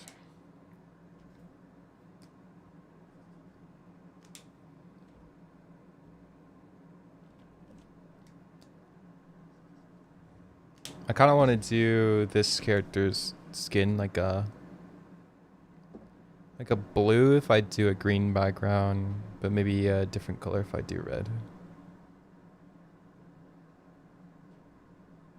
I'm gonna do a red background. I'll start with the background, and then just figure out what looks good next to that.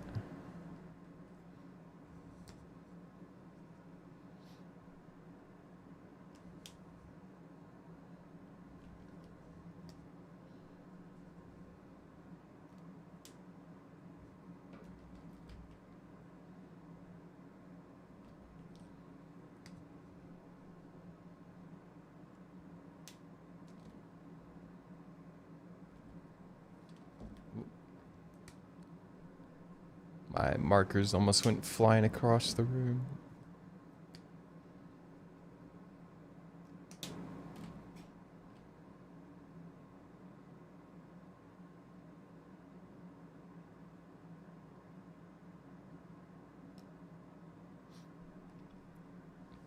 I kind of like this darker red.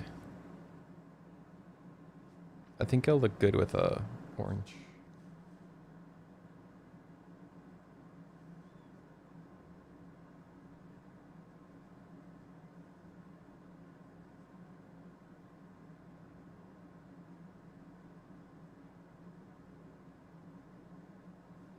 Background's kind of a fun point to start at.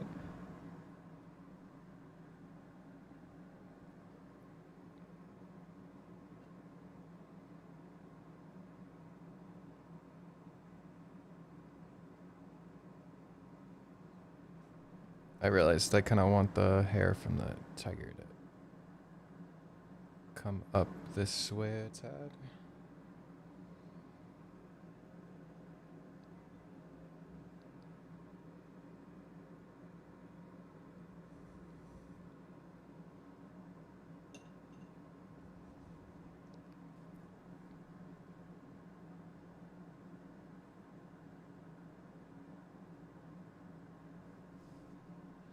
I just kind of realized when I was going through here that, I don't know, it's kind of not a very big deal, but the tiger's hair right there would have had a weird shape to it or just the tiger's silhouette would have had a bit of a weird shape to it. I had some ink stuck on my nib.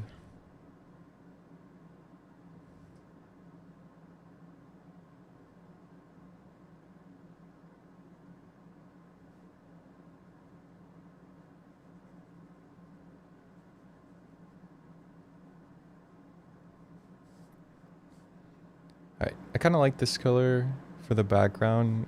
It's pretty strong, which is good.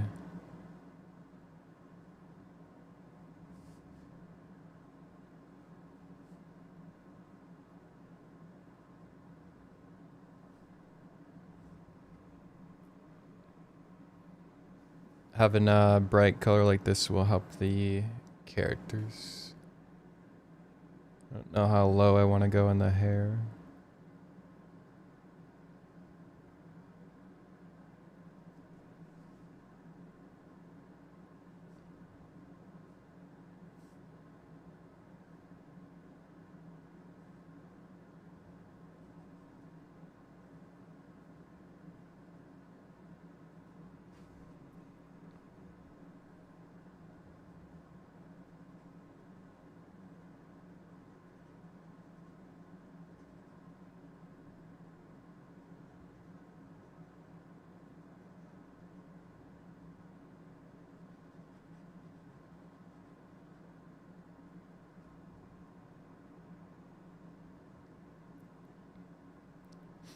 Even as I go to color here, I'm kind of still shaping out a lot of the drawing because like making some decisions of like here for this character, how low do I want the hair to sit?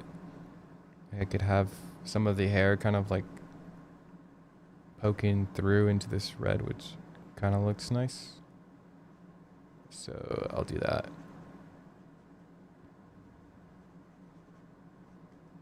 Can kind of have it fade into the background a bit.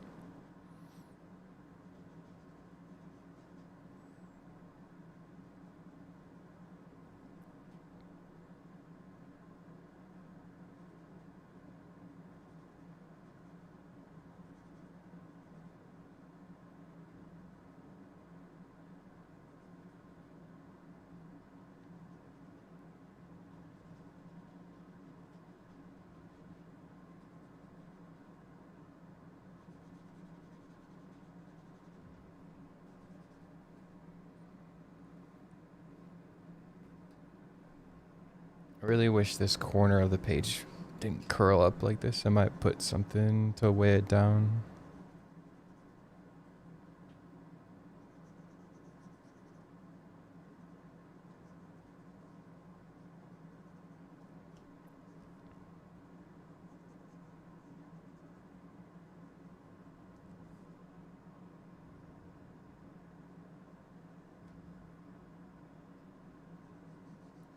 Right.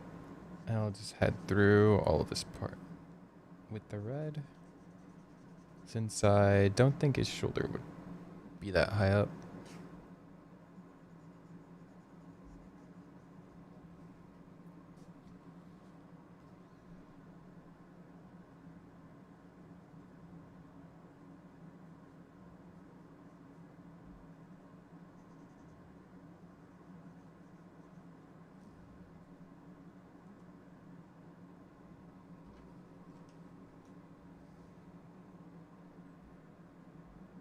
There, I'll put that notebook on there.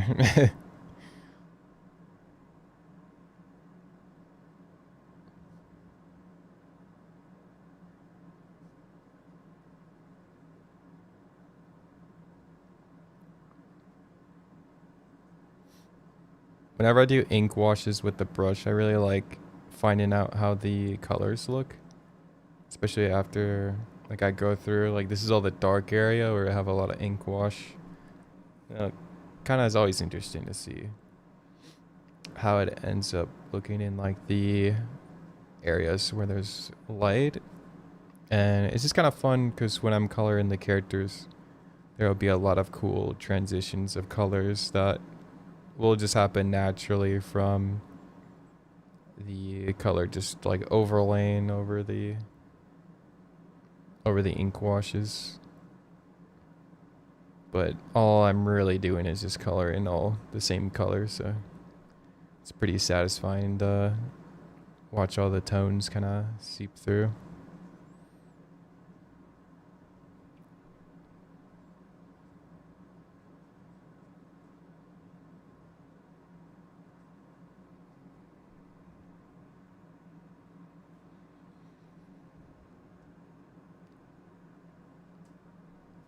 Not really sure what was happening over here.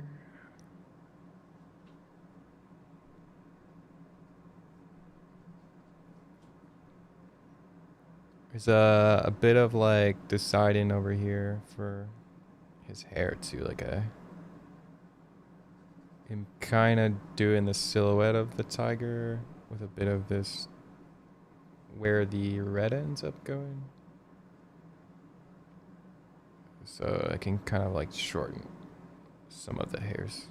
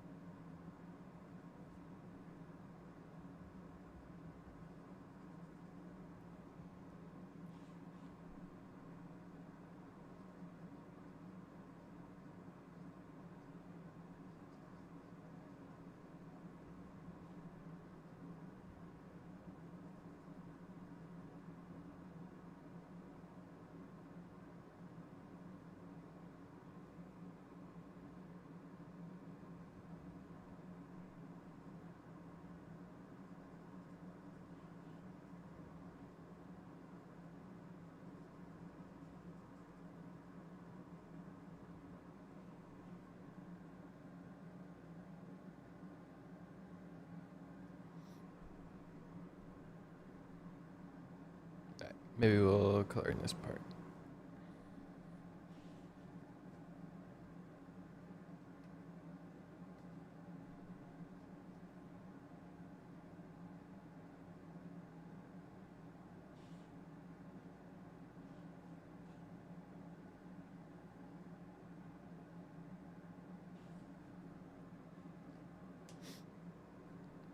That probably looks best.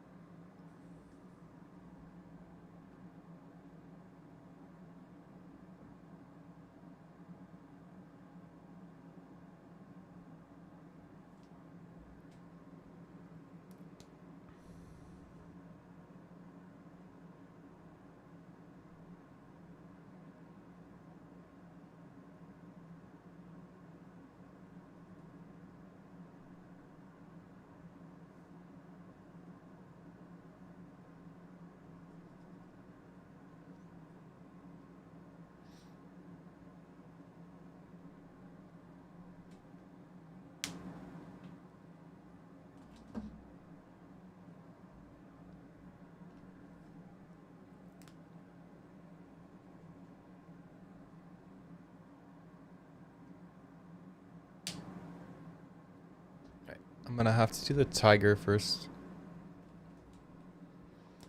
to know what to do for his skin.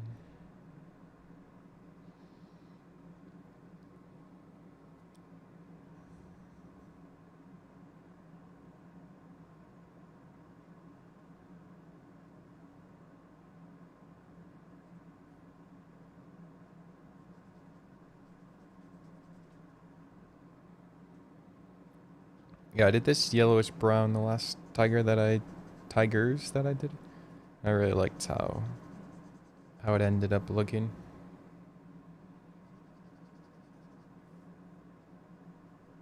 All of my other oranges are a bit. Well, this isn't even an orange, but it looks kind of orangish.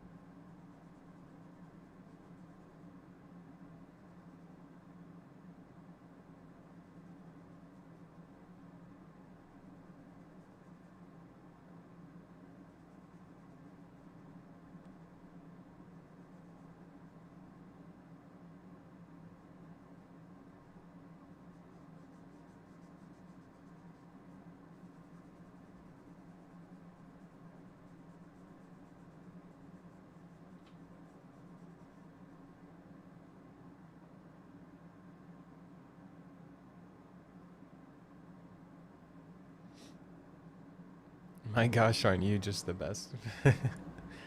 Probably not.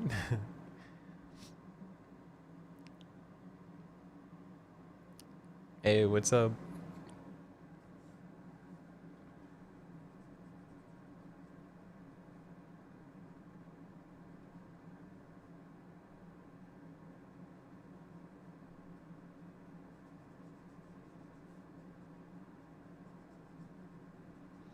We'll see how this yellow turns out. I might add an orange if I need to over top of it. But we'll have to see.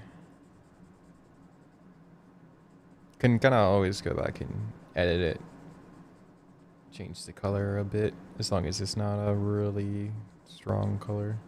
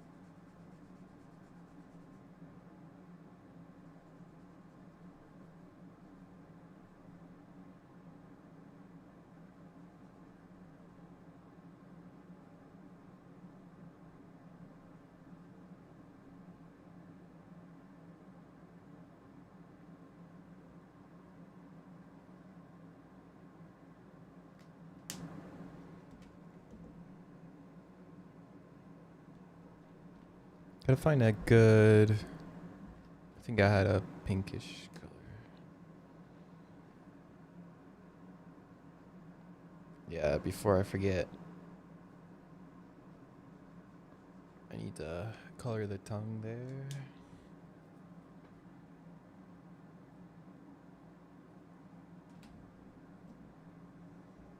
I lost my yellow.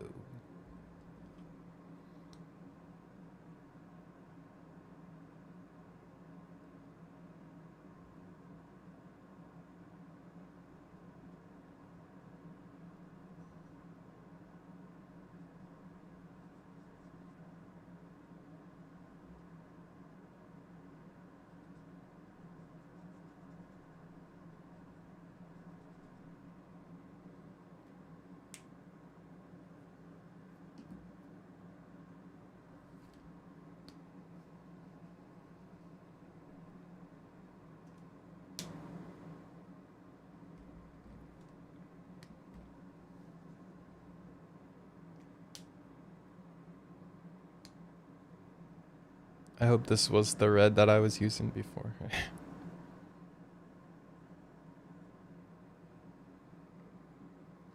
Maybe it is.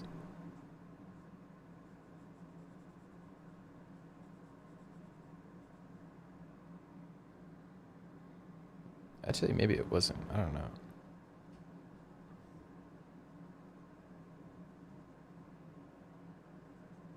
I'm gonna add that instead, though.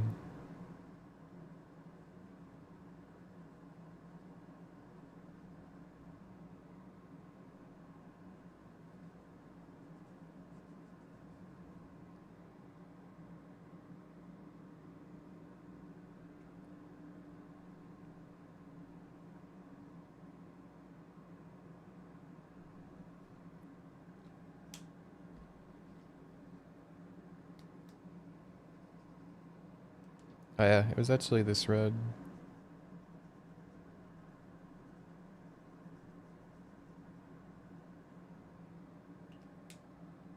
That matches a bit more.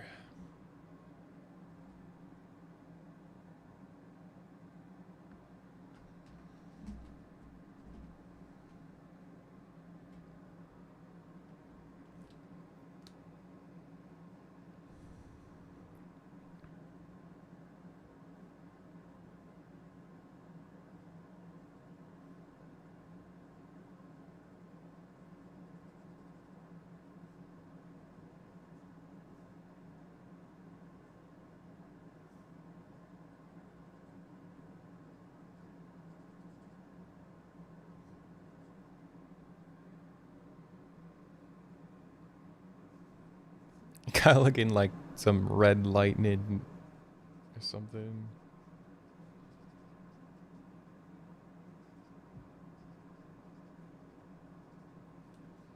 The drawing is looking much darker than it actually is on stream. It's not as dark as what it looks like on camera.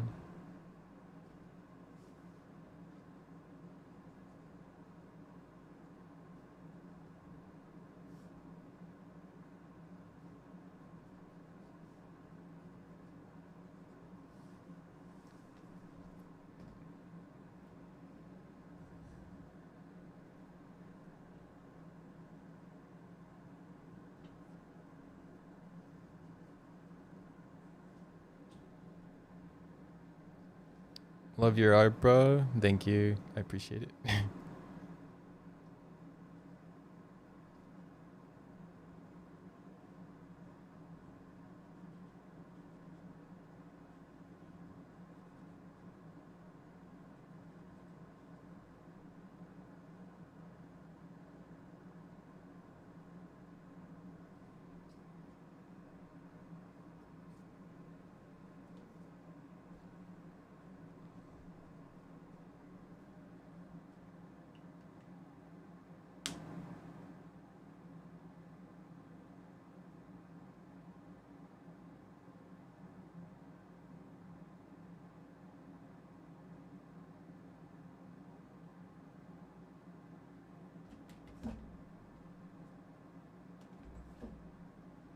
I could do yellow for the eyes. I think that helps a bit.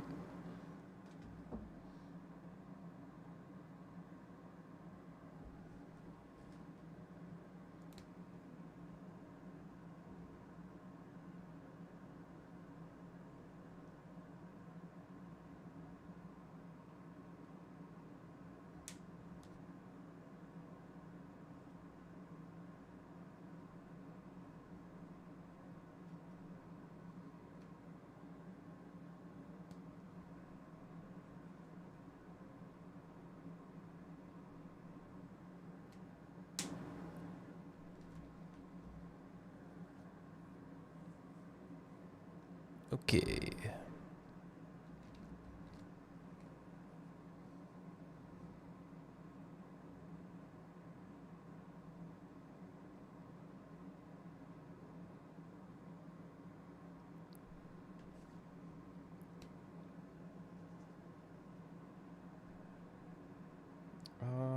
For the armor and stuff, I like this dolphin blue, so we use that for the sword wrapping.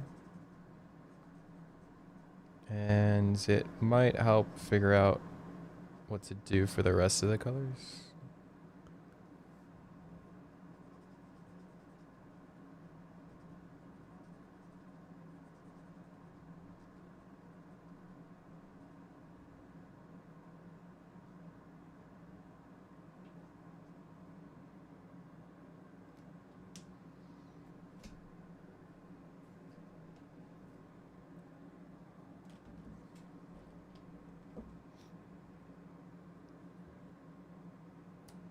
I know I definitely want to do a yellowish for these, like, for this golden part on the sword.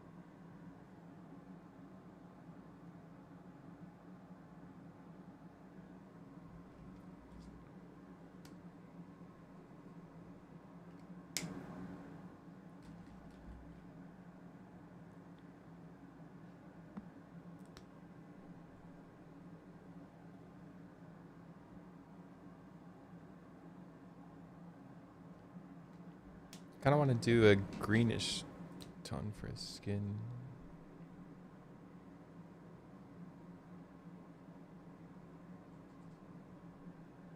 Maybe that's a good option.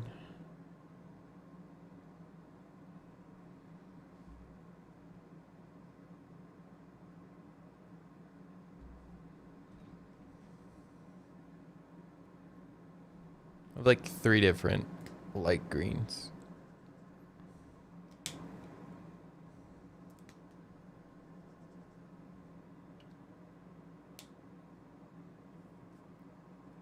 This one's also kind of interesting.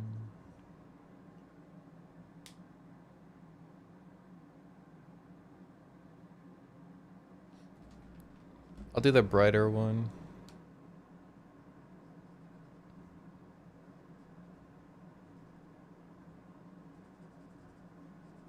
Yeah, I think this probably looks the best.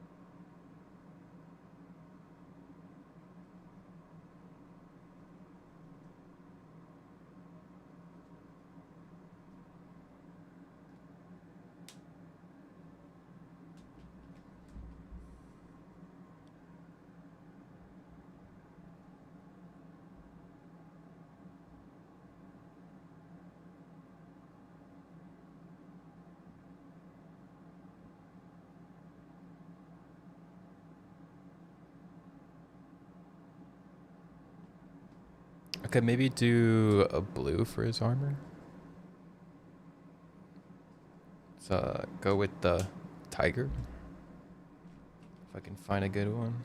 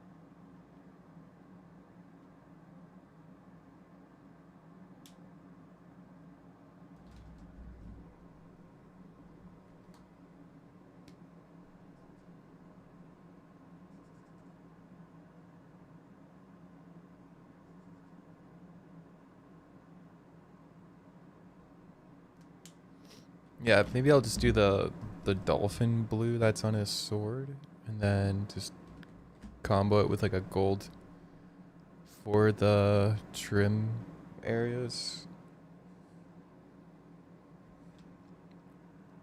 'Cause I want like a greenish color to go with the red background, but then also it'd be nice if it was blue to go with the like tiger. So I guess this is kind of a good in between.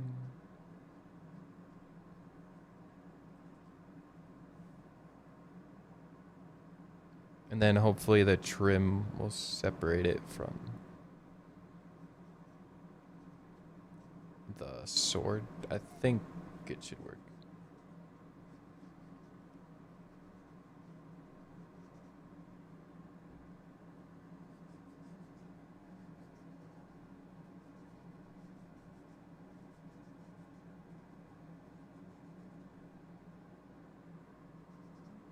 Yeah, this would probably be fine.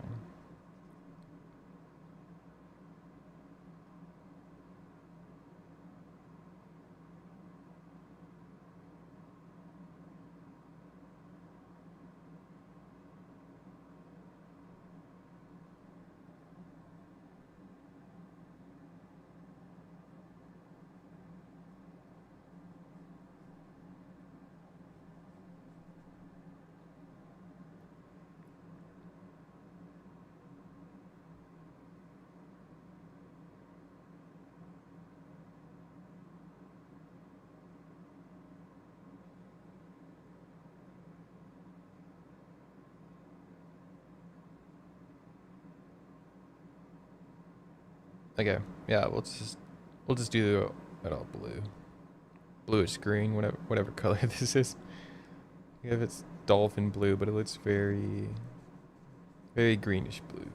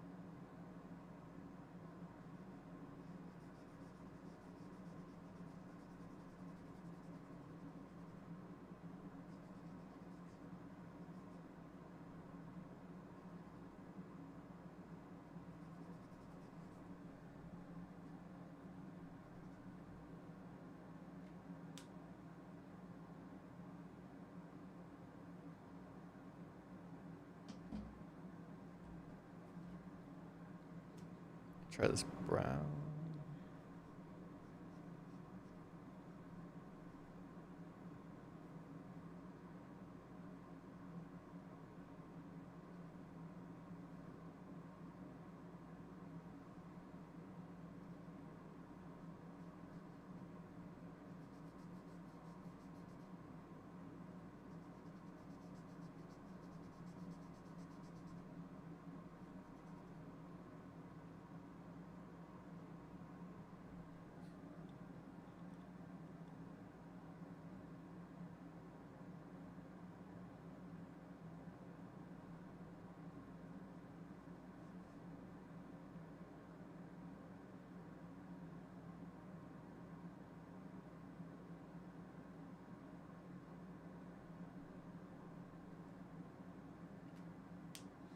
It's kind of nice. The page is actually flattening out from the weight of the markers.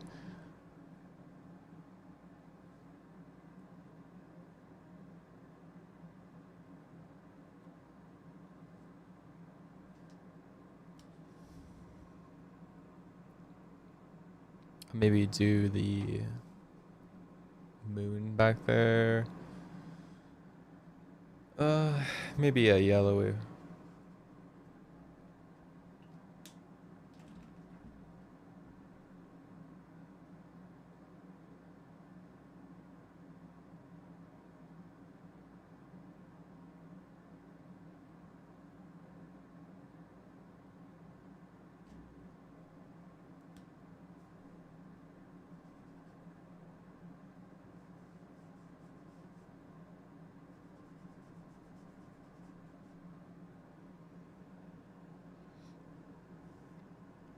Color in some of this hair like a dark green.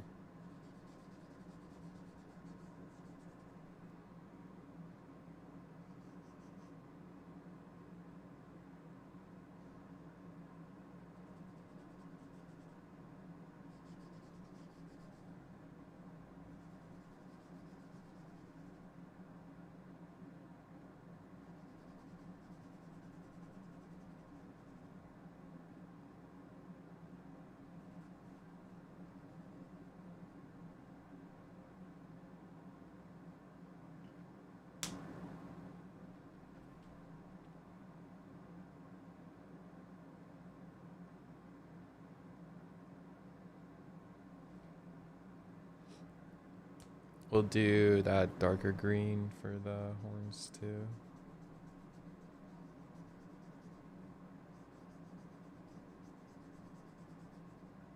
Thought about doing a purple, but I kind of want them to be attached to the character as best as possible.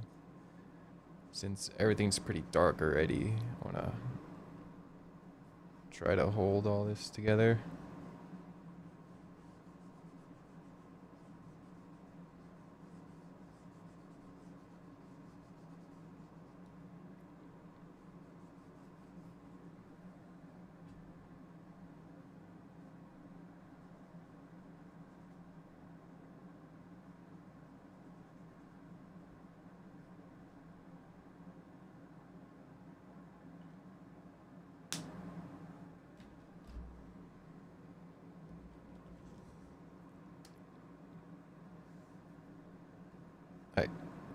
And we got the gold color.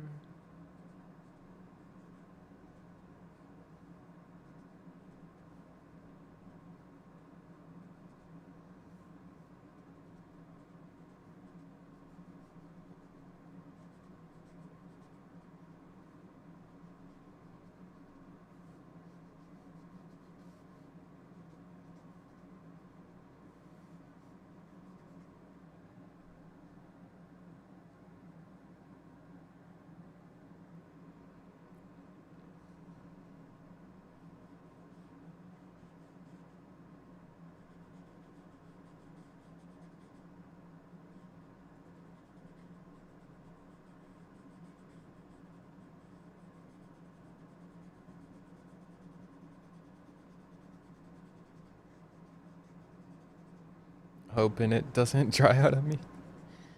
We'll see.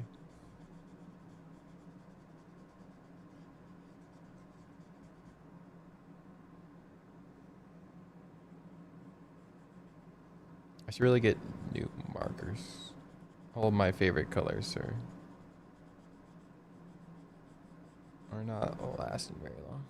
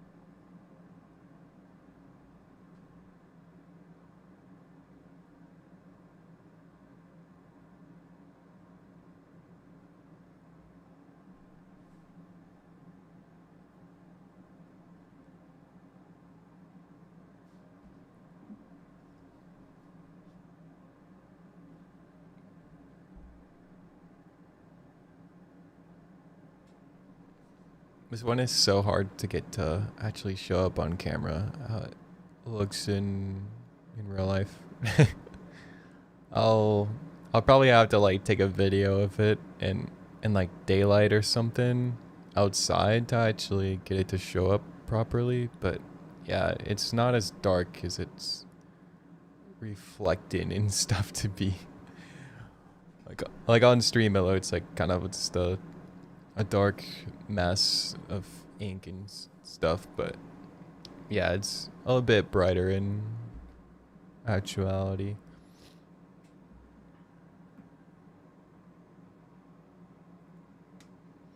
Alright, after I color and everything, I like to go through and anything that needs a bit of like a pushback, because it's kind of getting in the way of seeing the characters, I'll go through and block out with... I like to use a warm gray. I'll just go through and anything that needs a bit of shaping out, and I'll add that in with a marker.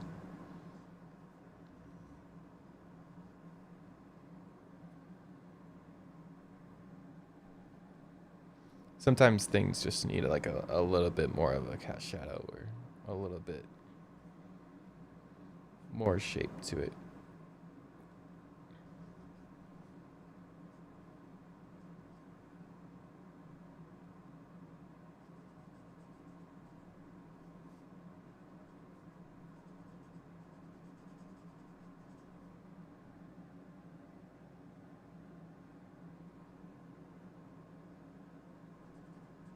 Like some of the fur back here. This other arm.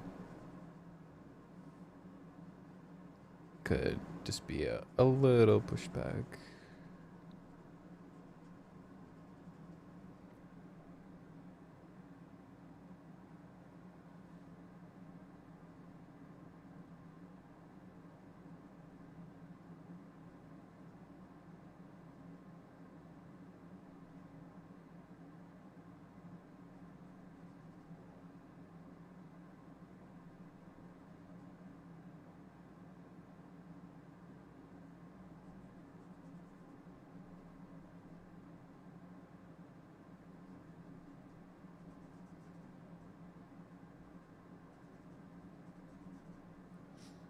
The color palette you use is amazing.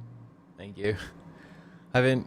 I always try to like pick colors that I kind of go based on feeling a lot. Like I'll place down a color and then if just kind of go based on what might look good with that color. So it's kind of just like trying to add a color that looks good with the previous color, and then hope everything kind of goes together at the end.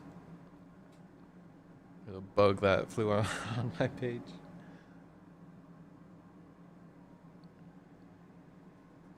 Sometimes it works out, and sometimes I end up with like a very ugly drawing.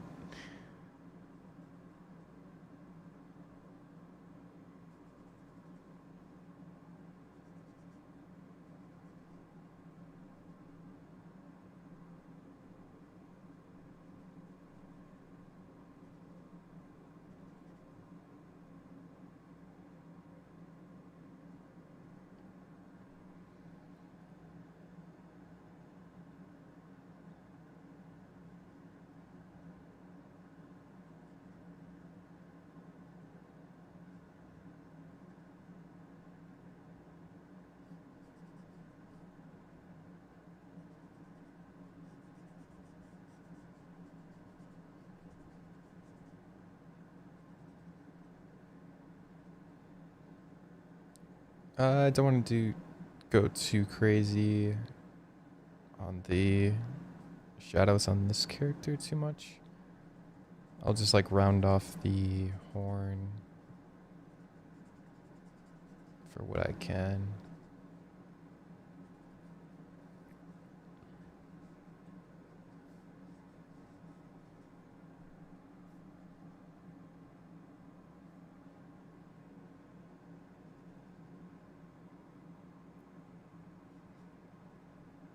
Oh yeah, it did need a bit of cast shadow.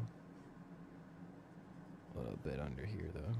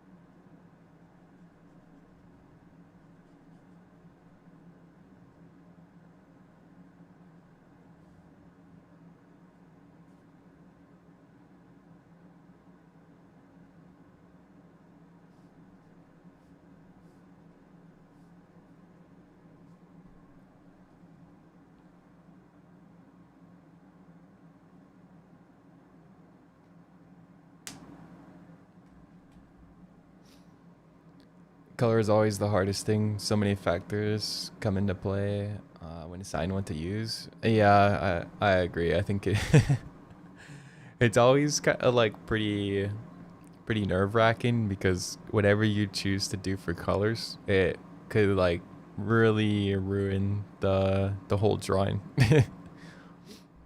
I've had a lot of drawings where it's like, oh, this looks really good, black and white, with a bit of like a ink wash, and then I kind of sit there and debate whether I should color it or not, and then I end up coloring it, and sometimes I regret it.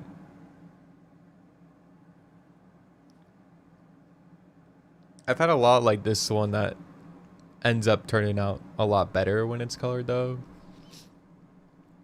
Yeah, I think it was the right move to color this one. Yeah, I'll come out with or I'll post a video and probably some photos on like Instagram and TikTok of, maybe I'll post on YouTube too. And like as a post, and then it'll be easier to see some of the actual details in color.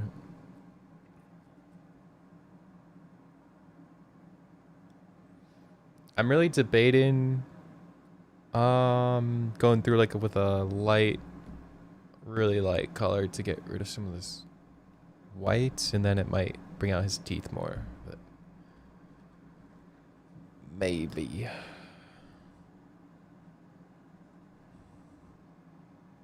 Yeah, I might actually do that.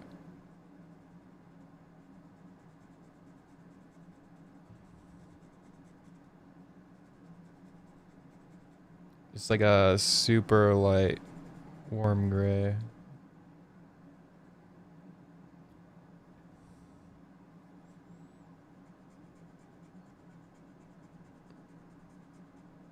If it can hold out on me.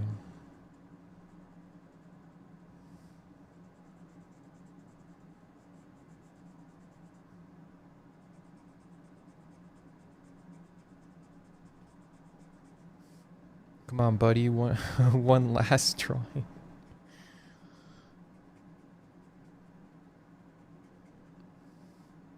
Dude, all of the grays get like used up. I think it's probably my most used markers, is all of the grays.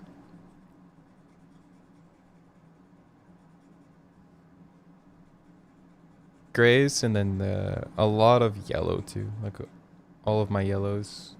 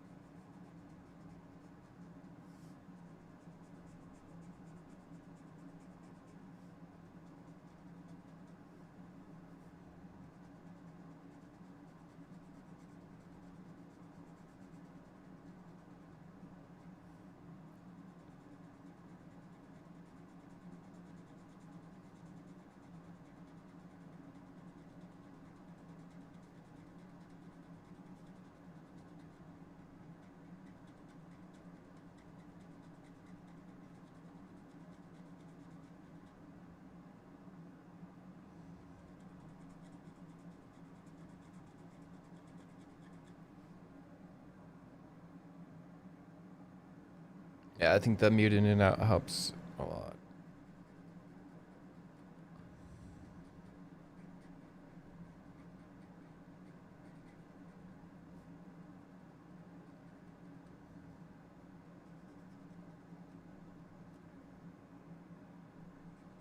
Makes more sense to have that kind of like super bright white on the sword, and then his teeth, I think, the most.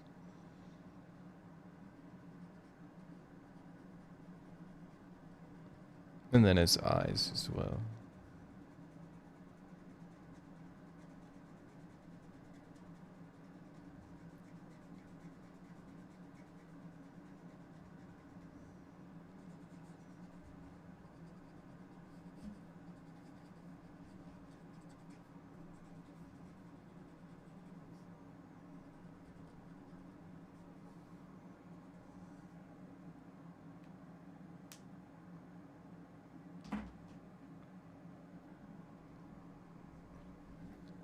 Alright. Yeah, that's probably gonna do it for this drawing. I could maybe zoom in and see if that gets rid of some of the glare, but I think it's just from the heavy ink wash.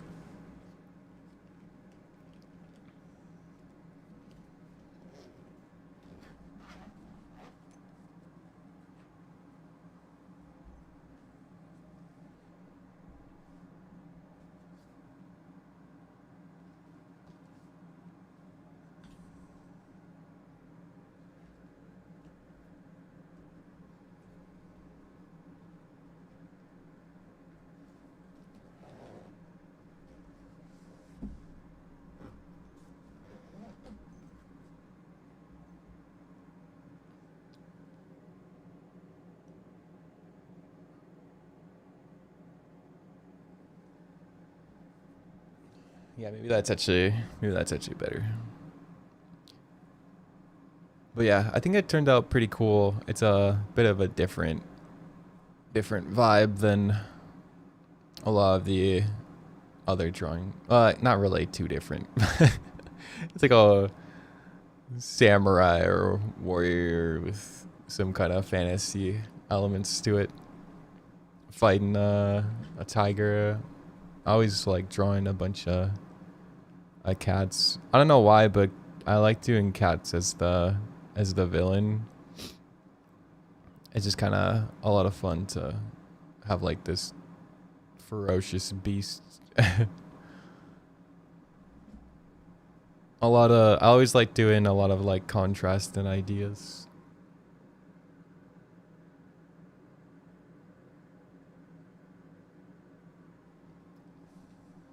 Yeah, maybe it's easier from back here. Oh, it's a lot closer.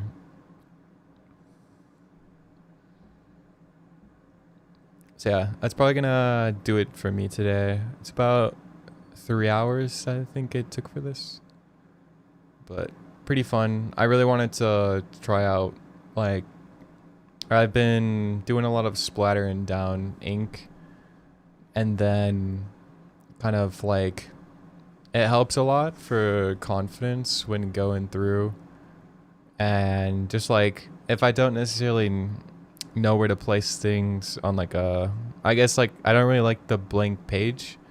It's not that I can't think of ideas because of the blank page. It's more so I don't like making like bold lines on like a super blank page, especially when drawing with a brush. So it's a lot more like freeing if I just kind of put something on the page. It doesn't even matter what it is, but it just kind of helps as a starting point.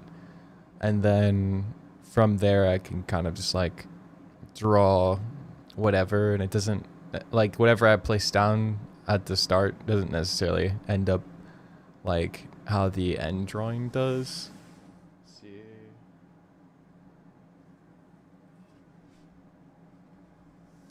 Thought I had one of my previous drawings. I should grab that actually.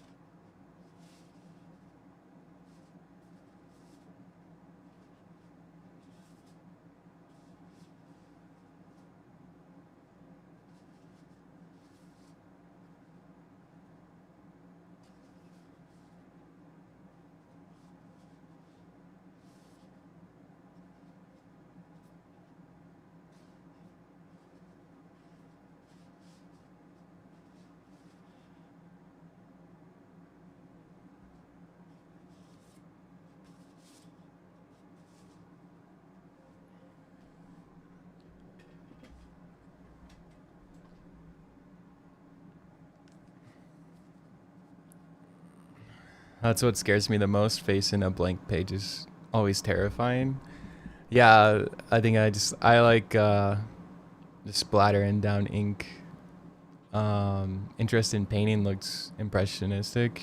Your table looks carbon. Yeah, it's the table is just made to look carbon. It's actually just wood with like I'm pretty sure like a plastic thing on it. But yeah, it's kind of fun for like filming since it's just a black background. Yeah, the blank page. I used to always draw on a blank page and it was fine. And then eventually I was just kind of like, I'm just gonna like, I need something to get down before I can kind of like, I don't know. It's just a lot more freeing. So I just like start with a bit of ink wash first and then to get it going. But yeah, that's kind of what I did on these ones. Like these were like a couple months old, But like this one, I just started with a big like ink splatter, a very dark, and it was just like this shape, and then I just made it into like a sword and a cape, and then like drew the samurai from it.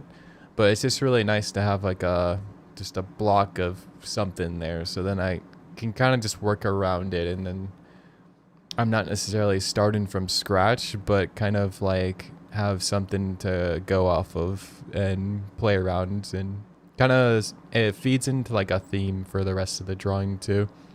And then I think I also started with some splatters down here of gray, and then it kind of just worked into like he's on some kind of hill or something, and then this dragon I think started as this splatter, that's why it's weird gray like throughout the top there. But so yeah, it kind of just feeds into the drawing, and then like I think this one was from the last stream, and just kind of started it off with, well, each character kind of started off with like a swipe of gray ink down. That's why his like there's like the shadow on top of his face.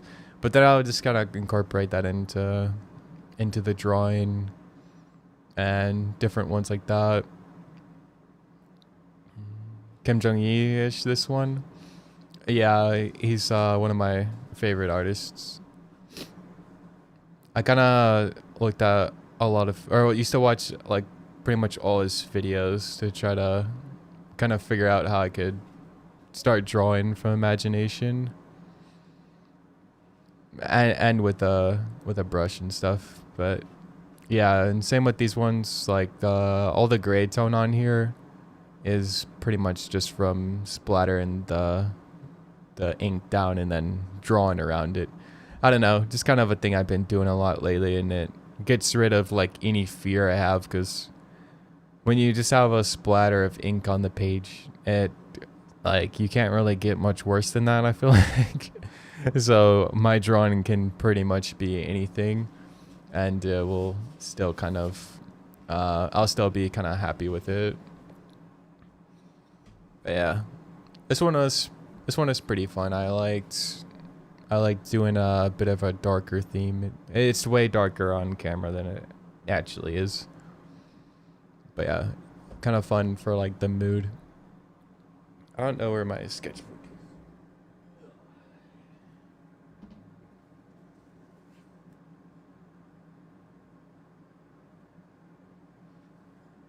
Yeah, I was doing some like funny I was just messing around yesterday with some doodling, just trying to do some like strange poses and different things. And ended up with all these characters who are pretty much like the same character. Some like Grim Reaper holding 2 books. You bought some brush pens but don't have ideal paper for it. Yeah, I think I found that pretty much any paper works well with like any brush or ink. My favorite is I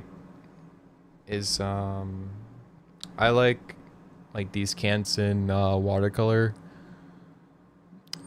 pages.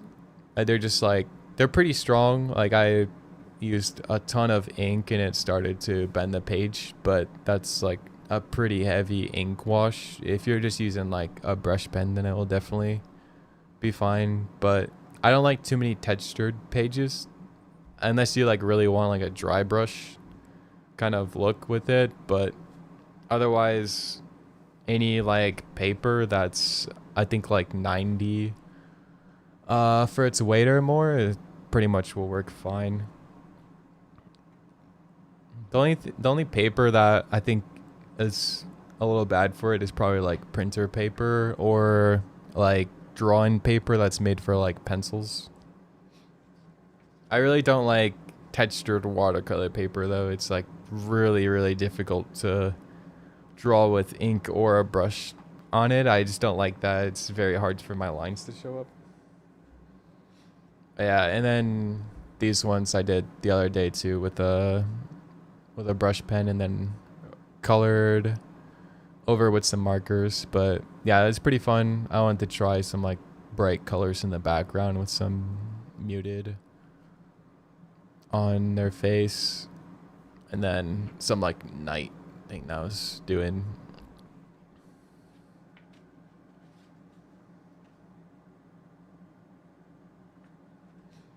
This was like a mini demo that I did. Someone on YouTube was asking about how to go about like coming up with unique designs for characters and not like repeating the same design for each character. So kind of just started putting like a bunch of different shapes together and then kind of building the character like based off those shapes and just trying to do things that I wouldn't normally do. Oh, yeah, and then there's this one that I did, which was I realized I didn't really add much. I don't think I added any shadows to this one, so it looks quite a bit different. I guess I did go through with a marker, but it's very very cartoony, which is every once in a while, or like if I get bored of doing like more serious stuff, then I'll go to like a very cartoony kind of style and then just draw whatever's like the most goofy or like crazy that I can think of. It's really fun. Do you also stream on Twitch? Kick is very niche. Yeah, I'm currently streaming on Kick, Twitch, and YouTube.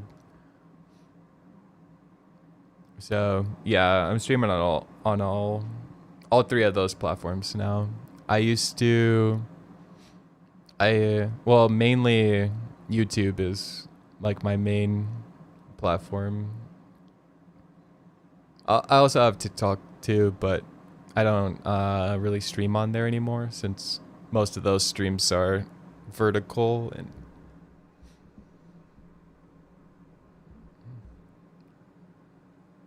yeah, I've I've seen the Twitch stuff.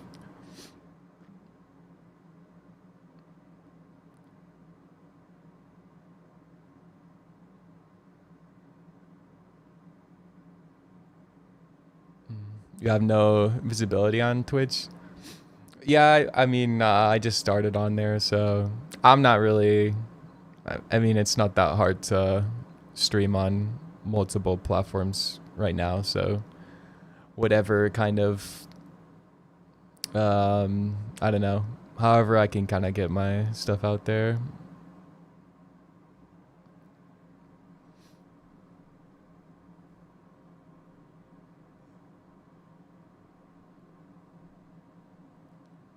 I love the illustration style, great drawings. I'll definitely follow for inspiration. Thank you, I appreciate it. Recently bought a roll of 300 GSM watercolor paper, 42 inches wide by 12 yards long. Yeah, I have like the same sort of thing. I used to draw on like do a bunch of like mural kind of drawings in my room or like on a hallway, but I haven't done those in a while. They're like, there's some videos of like way back on my YouTube of doing like huge drawings, but I just kind of stopped doing them because they're really hard to record, and I'm kind of like always moving from different parts of the page. Maybe eventually I'll start drawing on those again. They're a lot of fun. They just take like a lot of days to finish. I also kind of stopped doing the like wall drawings too because I like kind of like going to themes and doing like mini scenes. Like I kind of like that these pages are like a certain size, so I can kind of draw in like a box and just kind of draw a few characters, and then it kind of like makes up the drawing. Where doing the big drawings is kind of like, oh, what am I gonna do for a theme, or like, I mean, all my drawings didn't really have a theme to them, but just kind of, I don't know. It's a different feeling. I'll probably do them again in the future, but I really like just kind of doing these smaller drawings. I like the achievement feeling from actually like able to do a whole drawing in like an hour or two. It's a bit more motivating.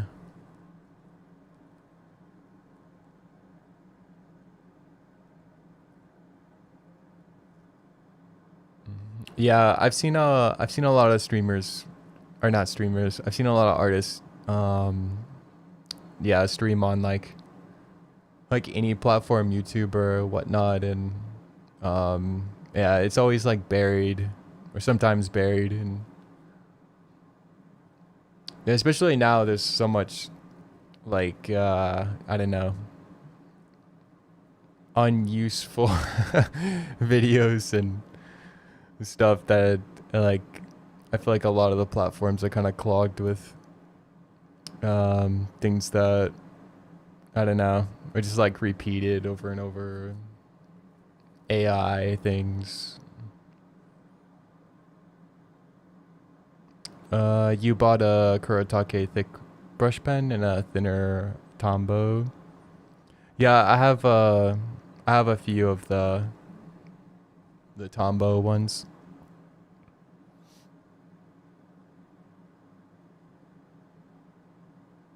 Please in the algorithm. Yeah. I just can't do that. I don't know why, but I just can't like do a YouTube video or things where it's like, hey, what's up guys? Welcome back to my, like trying to act overly excited and to keep like attention spans and different things like that. I just can't. I can't like do that. It just feels very, very fake. I also don't have the energy for that. Yeah.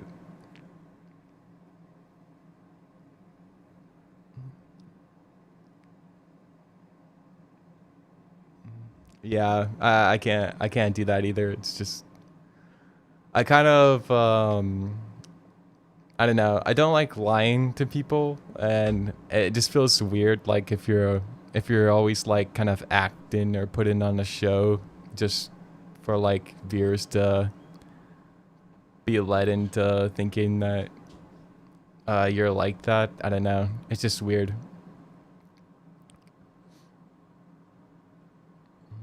Can't motivate myself or do commissions. Yeah, I don't mind commissions. I actually think commissions are fun. I like trying to draw a bunch of different things, and usually when someone like does a commission, it's something that I wouldn't normally draw, so it's kind of fun to like explore different people's interests and kind of just see if I can draw it or not. I mean, most of the time I can pull it off, but it's always like a challenge to do something that I'm not used to. But I don't really mind those as really. But yeah, I like both my parents are artists too, and they don't really like doing commissions at all. They really just do their own stuff. So yeah, I definitely get that. I really like the illustrations you showed in the last one in that cartoon style. It looks amazing. Yeah, I have like a couple sketchbooks that are just like all cartoon, like wacky kind of stuff. I really like doing it every once in a while, especially when I get like burnt out of more serious drawings. But I kind of will like flip flop back between like trying to just do like the cartoony drawings where I'm trying to be like just as creative and come up with as crazy ideas as I can, and then I'll go back to like, oh, I want to draw like some battle scene with some like samurai or warriors. Now I'm curious about the next artwork you would make. Yeah, well, we'll have to see. This is probably the last drum that I'm gonna do for today, but yeah, next stream I'll definitely do another one. Usually it takes me about like 2 hours to do a drawing, but I definitely want to keep expanding on this sort of thing. Maybe not so like zoomed in. I ended up like being so a very like almost portrait shot on both of the characters, but yeah, I'll probably do a more of like a scene or something a little more out zoomed out. But I definitely want to keep trying experimenting with this.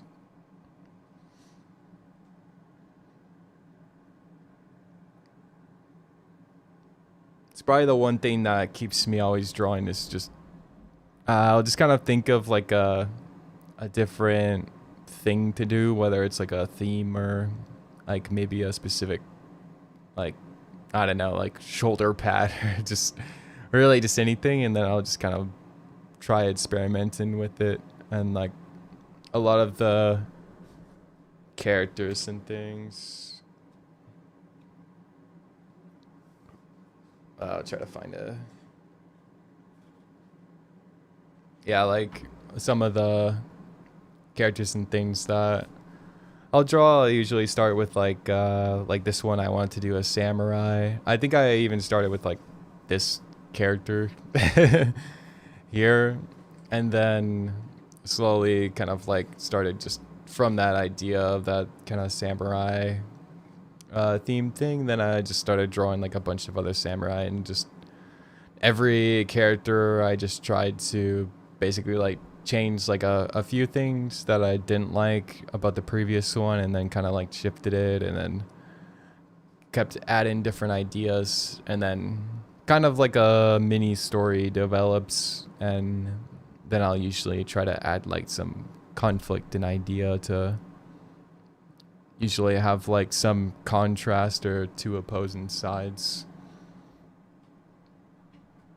So yeah, it's pretty fun to do, and that's kind of what I'll do to come up with some of the characters, kind of like a stream of consciousness going across the page.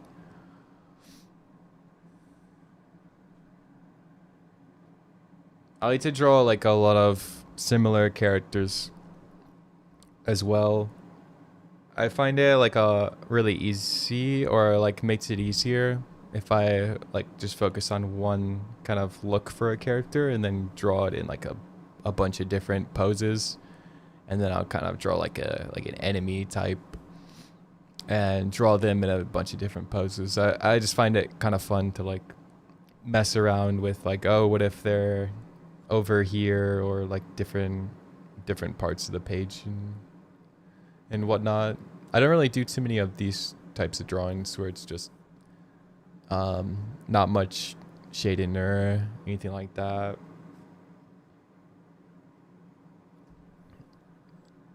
But yeah.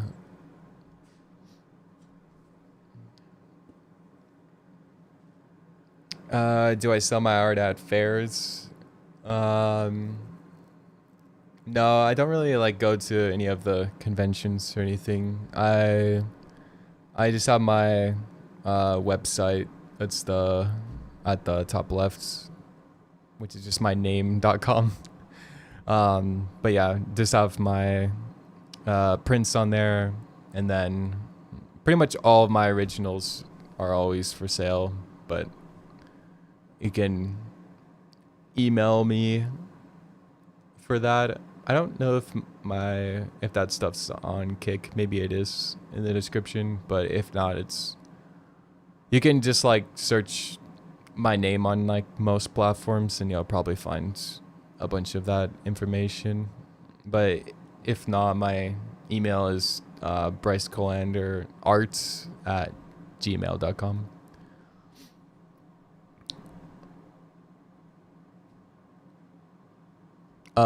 This is all brush pen. Yeah, most of this one is dip brush.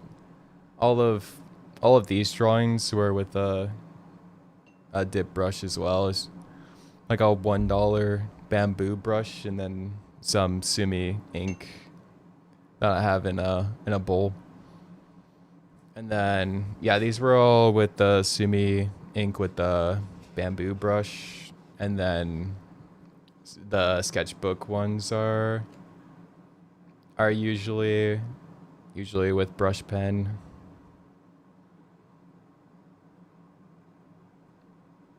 Yeah, brush pen and then some marker. I use Crayola markers every once in a while, which are pretty fun because they're water based, so you can kind of get some like a water wash with it with just the marker, which is pretty convenient. I don't really like brush pens, to be honest. I would prefer having just like dip ink with like Sumi ink with the brush, because it's I don't know, I really like the ink washes there. I like that it's like playing around with water. Have you ever tried Copic? I've had like a few. I tried a like a grayscale set at one point, but I was having problems with them like leaking or drying out after like a few days, so I stopped using Copic. But now I use Ohuhu, which is basically like a cheaper Copic marker, but that's just what I use now, so that's what all my drawings I use that for.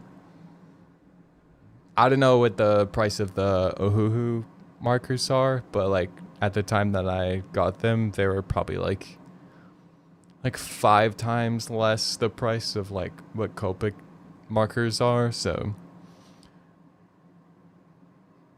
I heard good things about that brand. Yeah, I was trying to look for like alternatives, and it was like everyone was recommending it on YouTube videos at least. So I gave it a go, and those are like, I think have like four different sets of them.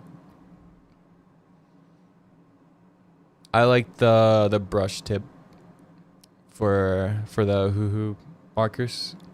I don't really like the chisel tip as much. It's just kind of, I like the feel of drawing or coloring with a brush. It just kind of feels like the soft feeling, or the chisel feels like I'm like scraping at the page, which I don't like as much. So yeah, if you want to save money, I'd recommend the Who's.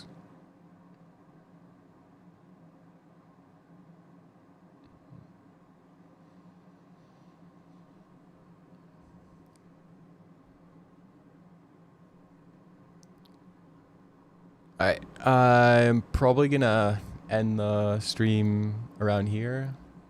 Yeah, thank you everyone for stopping by and watching the stream. And yeah, I got at least one drawing done. I'm pretty happy with how it turned out. It looks very dark on camera. So it makes me wish I would have went lighter on it, but I think it looks pretty fine in real life. But yeah, I'll have to post like images or like a quick video with outdoor lighting, so it actually the colors and tones show up right. But yeah, other than that, I think it turned out pretty well. I'll have to maybe like do these characters. Well, all of my tigers pretty much look the same, but I'll have to do kind of this like goblin or green elf kind of character again. Hope to catch you next time. Yeah, man. Yeah, like I said, I'm pretty much on most platforms like Instagram, TikTok, YouTube.